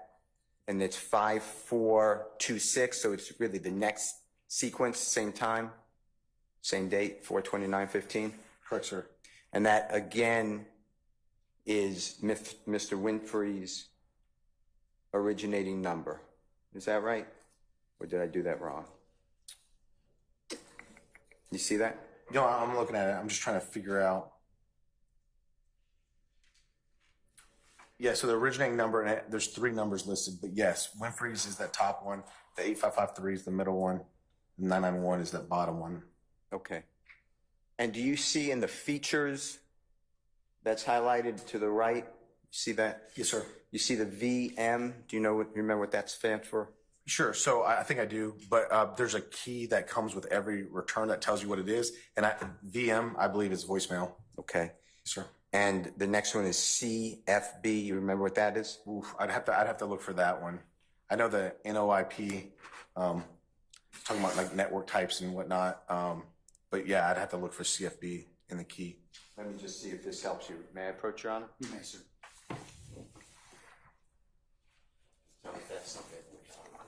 Yes, sir. Need to mark it as an exhibit. Okay. For identification. Sure. I'll mark it, Mr. Williams, today's date, number 1 ID. Is that okay?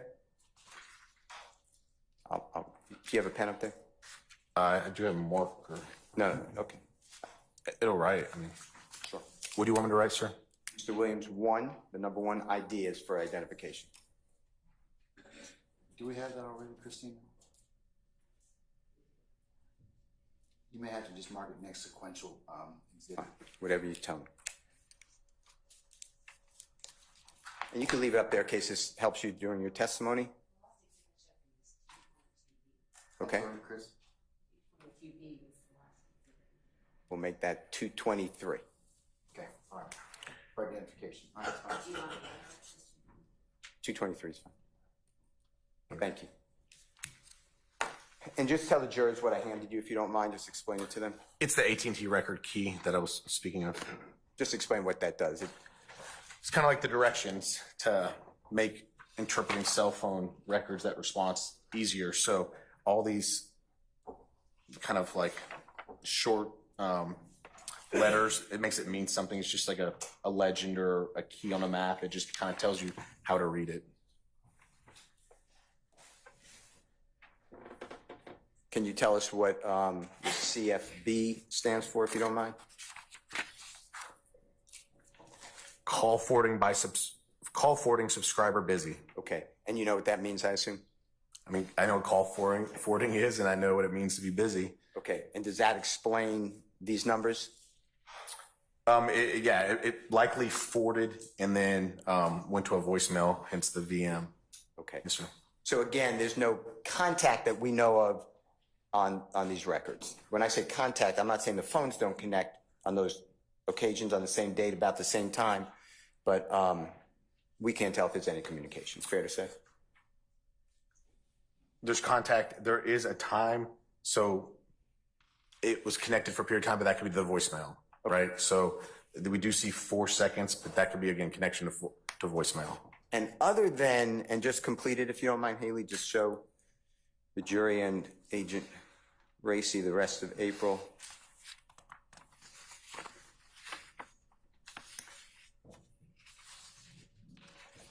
That is the only time that these 2 phones are attempted to connect according to the AT&T records of Mr.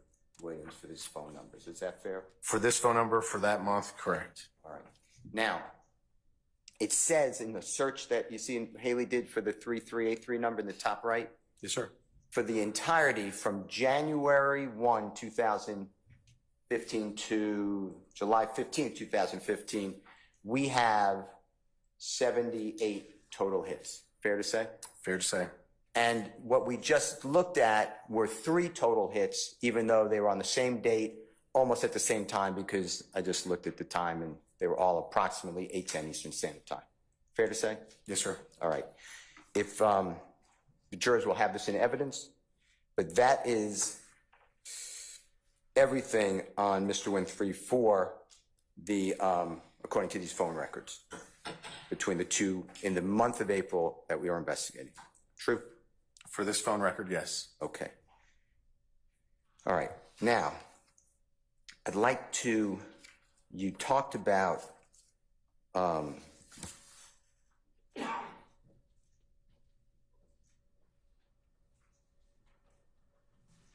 YSL Duke.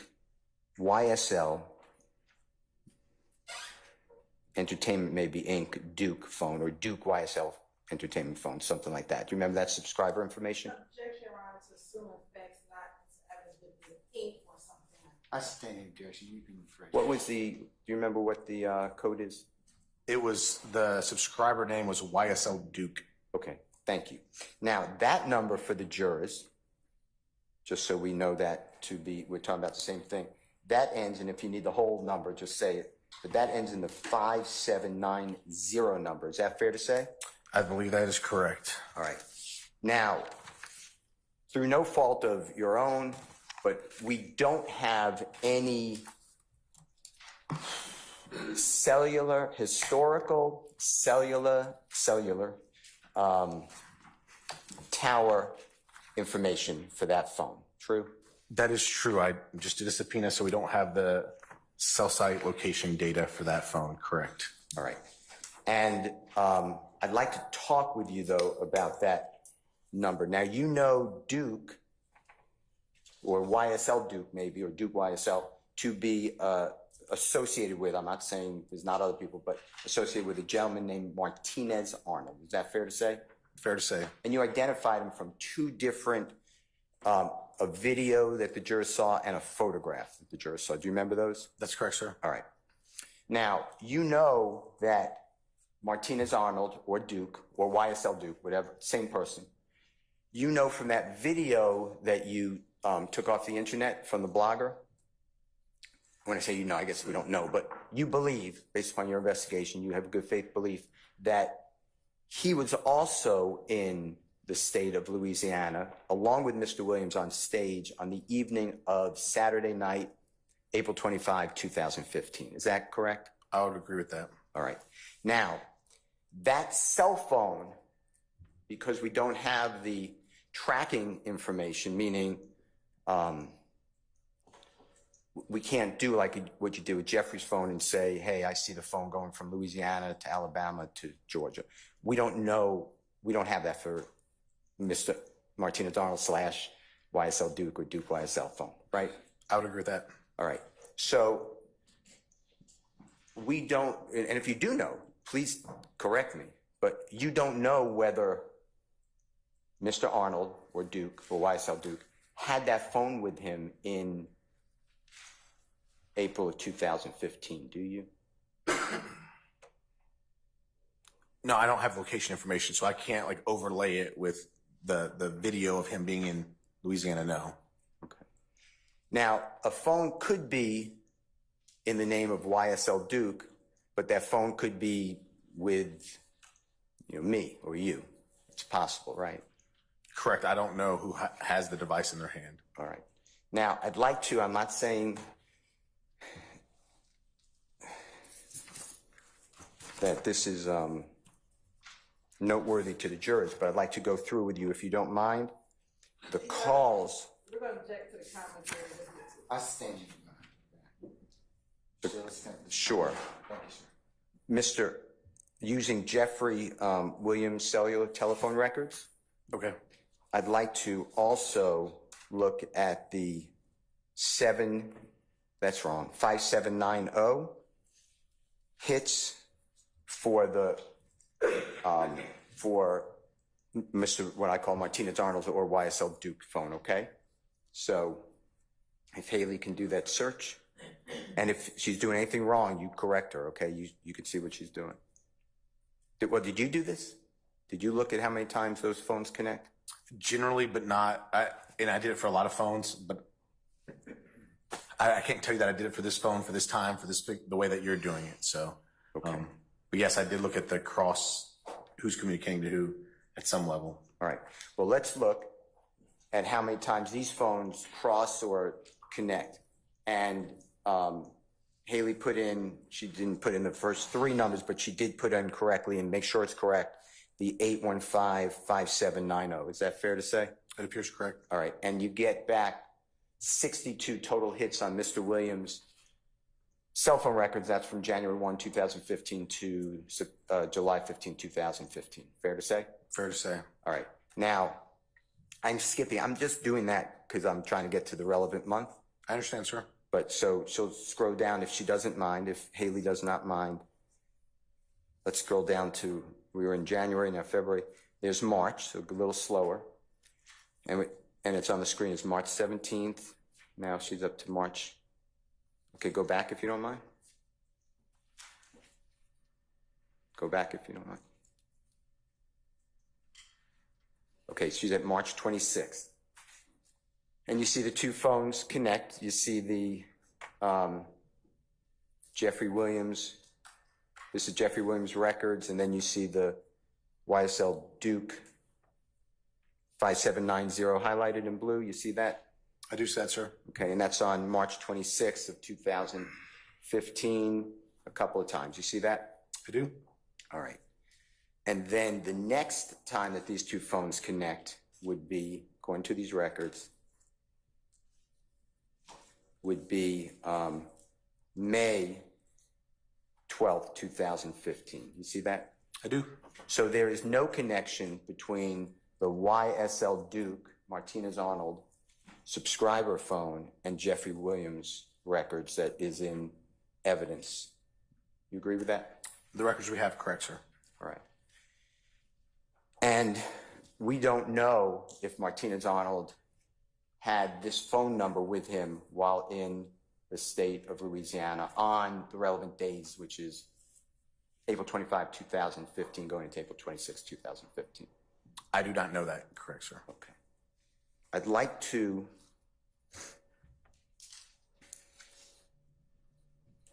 go to a phone that I think you referred to it as the YSL Enterprises phone. If I didn't, just correct me if I'm wrong. Is that true? Is that what you were referring to? There's two phones that we went over that we entered into evidence that are labeled YSL Enterprise. YSL Enterprise. I'd like to talk with you about the 1990 phone, okay? Just orient yourself, tell me when you're ready.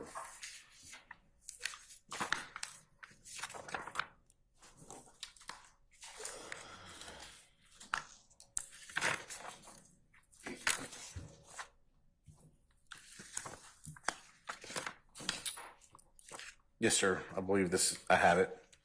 Okay. Yes, sir.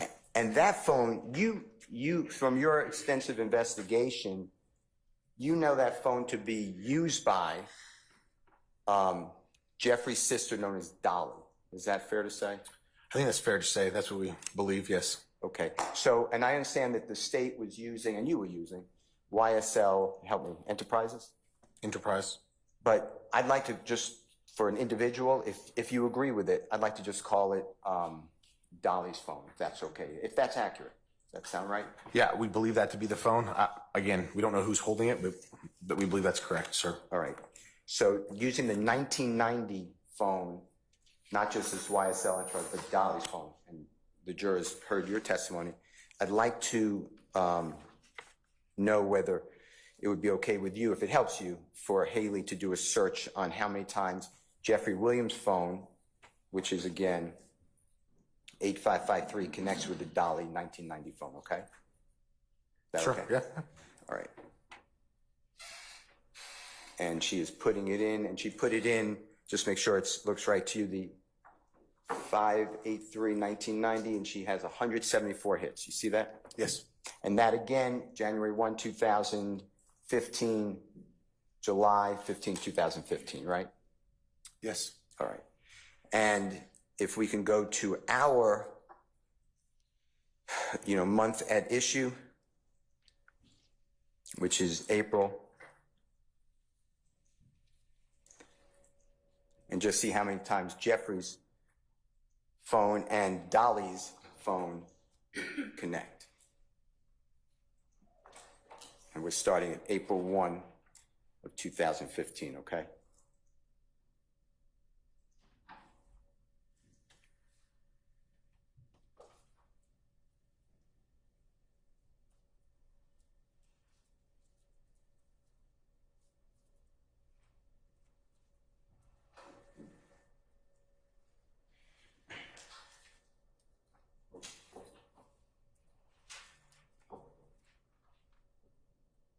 So if you can go up, we'll just start at April 1, if you can go the other way.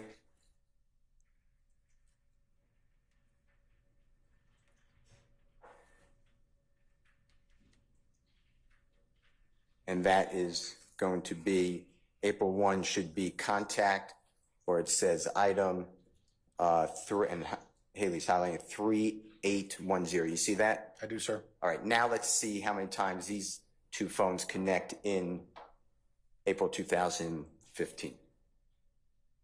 You see the first connection on item number 4208?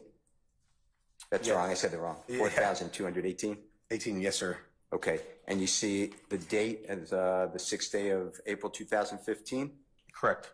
And the time, and I know you have to do your conversion, so what time would that be? So that's 2000. So -4 would be 16. So convert that to basically local time, would be 4:26. One more time? I think I might have. No, you did. It's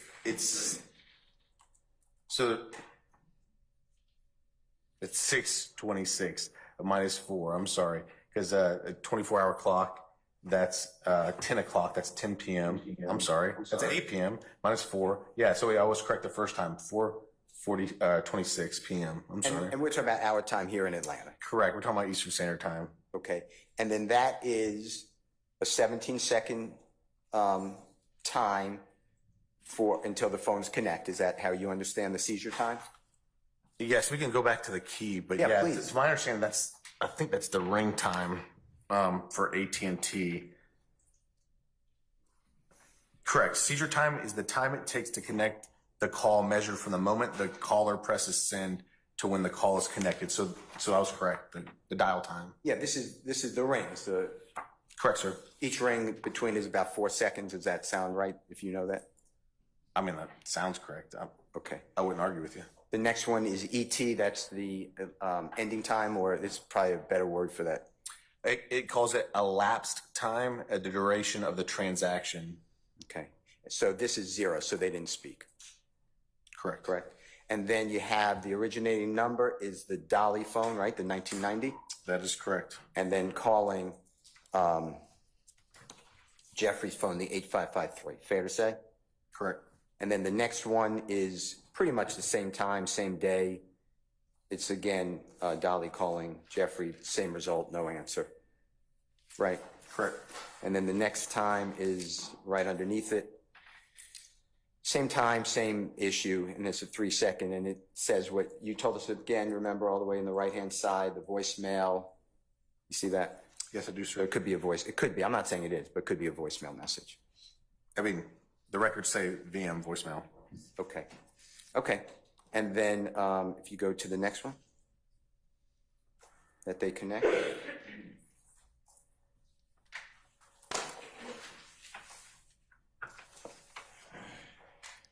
So it looked like it's about a week later on the 13th of April 2015, and it's item number 4496. Yes, sir. And again, this now is the originating number is Jeffrey, if I did that right, calling his sister Dolly. Fair to say? It's fair to say. Okay, and again, it looks like it did not go through. Is that right?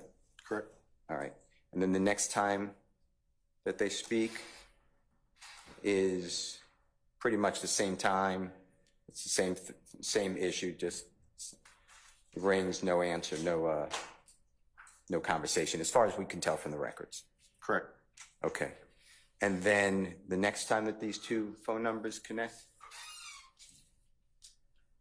that's May 9th. You see that? Yes, sir. 2015. And that is Jeffrey calling his sister. Again, they don't connect. You see that? Yes. All right. But now we're in the month of May, right? Correct. So for the entirety of the month of April, according to the records, these phones connect on 4/6, 4/13 without any type of communication that we could tell. Is that true? For the 416, that And the 406, 4/13 and 4/6, yes. April 6th and April 13th. correct. Okay. All right. I would like to just talk about the items in Jeffrey's phone, do you see that Jeffrey's phone has, let's see, how many total items between January 1 and the 15th of July, 2015?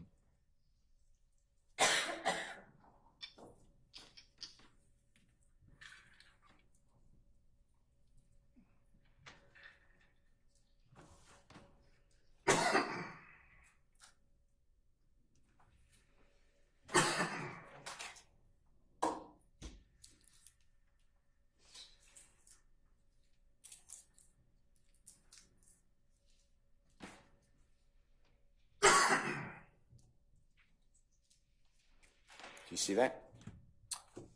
Tell the jurors how many items, meaning how many calls were coming or going. Looks like 12,265. So for the 7 months, that's approximately, can you figure out the math? How many connections per month? Oh, yeah. 7.5 months. Well, and we don't know if there's a peak month. I don't know that, so I would be speculating. But yeah, there's 12,265 out of a 7-month window. So what is that per month? Understanding some months may be a lot more than others. I mean, gosh, I guess it's like almost like 2,000 something roughly. If it was equal months, but we don't know peak times, we don't know anything like that. Sure. Okay. Now I'd like to go to a gentleman who you said you got the phone number to from the Honorable Retired Detective Gaither. Do you remember a man named Demekin Garlington? You remember that? I do. I'd like to just make sure that we're tracking the same number, okay? Would that number be the number ending in 9229? Yes. Okay. With your permission, I'd like, and the court's permission, obviously, I'd like Haley to run the search on Jeffrey's records connecting to the number ending for Mr. Garlington from January 1, 2015 up to July 15, 2015 for Mr. Garlington's number ending in 9229, okay? It's your cross-examination, sir. All right. And tell the jurors how many hits there are between Jeffrey Williams' phone, Mr. Garlington's phone. I have a little box with a camera on my screen. I'm sorry. And the box is there. I can't see that, sir, because it's with our little Zoom or whatever box is there. Do you see where it says right in the center? Does that help you? It was just moved to the left. No. It wasn't that Adobe one. I have you Podium 1C Zoom right in front of where my numbers would be. Okay. I'm sorry. That's it. No, don't be sorry. Let's see if we can move that.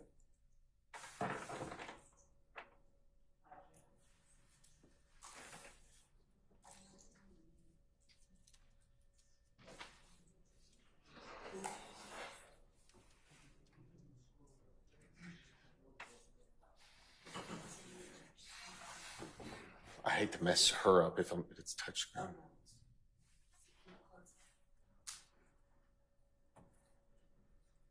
I actually did move. No, Mr. Steele, if I was able with the court's assistance to move that, if she could just do it one more time, hopefully it shows the number.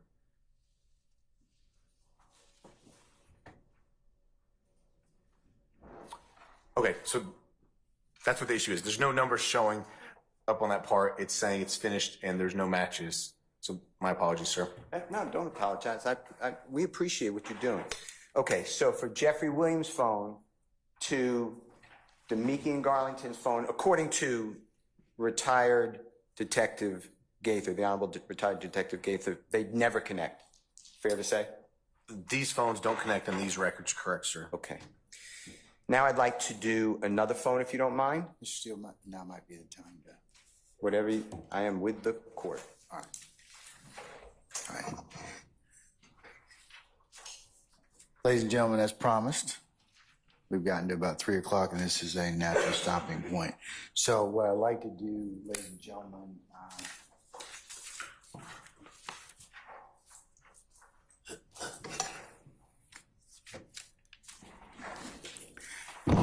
Agent Racy, if you would be so kind to come for tomorrow morning at 9:45. Can you do that? Yes, Your Honor. All right, don't discuss testimony with anybody except the attorneys in this case, okay? Yes, Your Honor. All right, thank you, sir.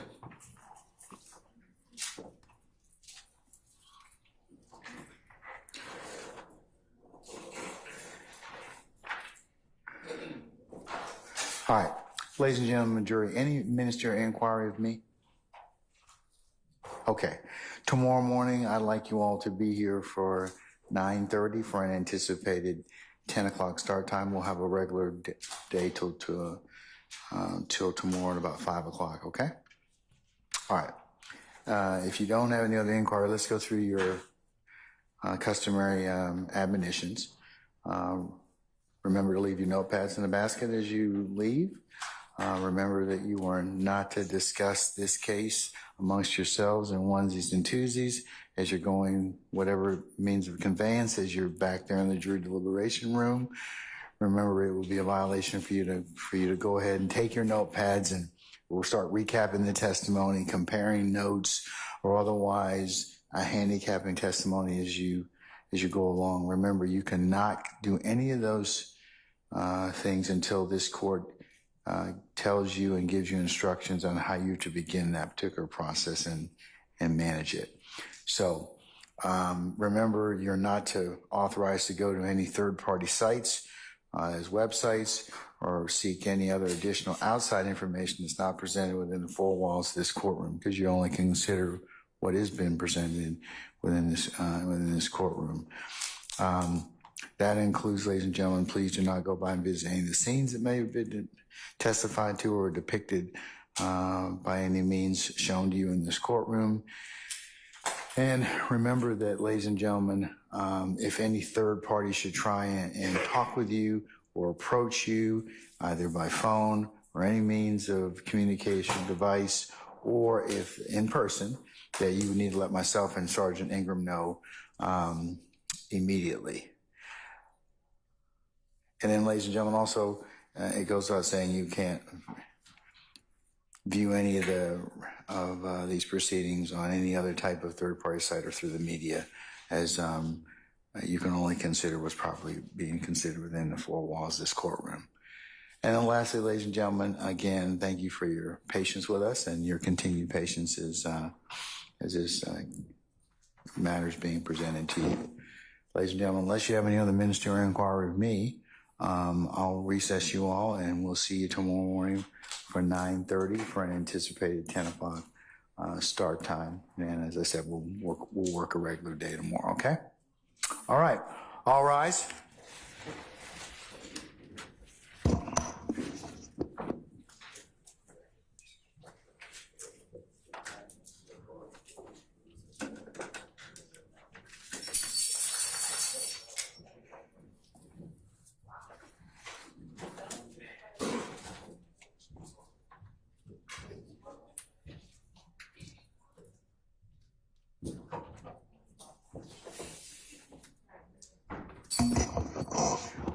All right, ladies and gentlemen, please be seated. Our jury has left us.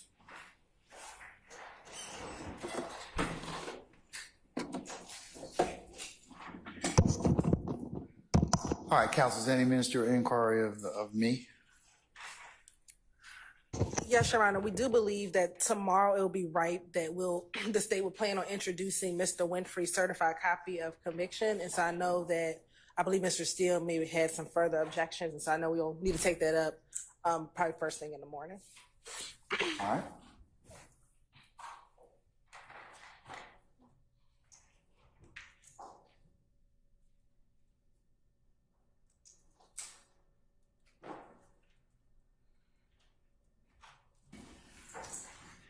Okay. We can take that up tomorrow morning starting at 9:30. So, counsels, if you would be here, in order for us to actually take that up at 9:30, we can go ahead and exhaust that before our jury, when we're scheduled to meet at 10 a.m., okay? Thank you, Your Honor. All right. Anything else from any of defense counsels? Okay, Mr. Matthews, what time are you supposed to be here tomorrow? 9:30, 14 o'clock starts. Okay, you're not supposed to be sitting down at 10, you'll be here early, right? Okay, all right. Okay, all right. Anybody else? Anybody else have any issues? Any other questions of me? Okay, councilors, I'll see you tomorrow morning for 9:30. Okay. Thank you. All right.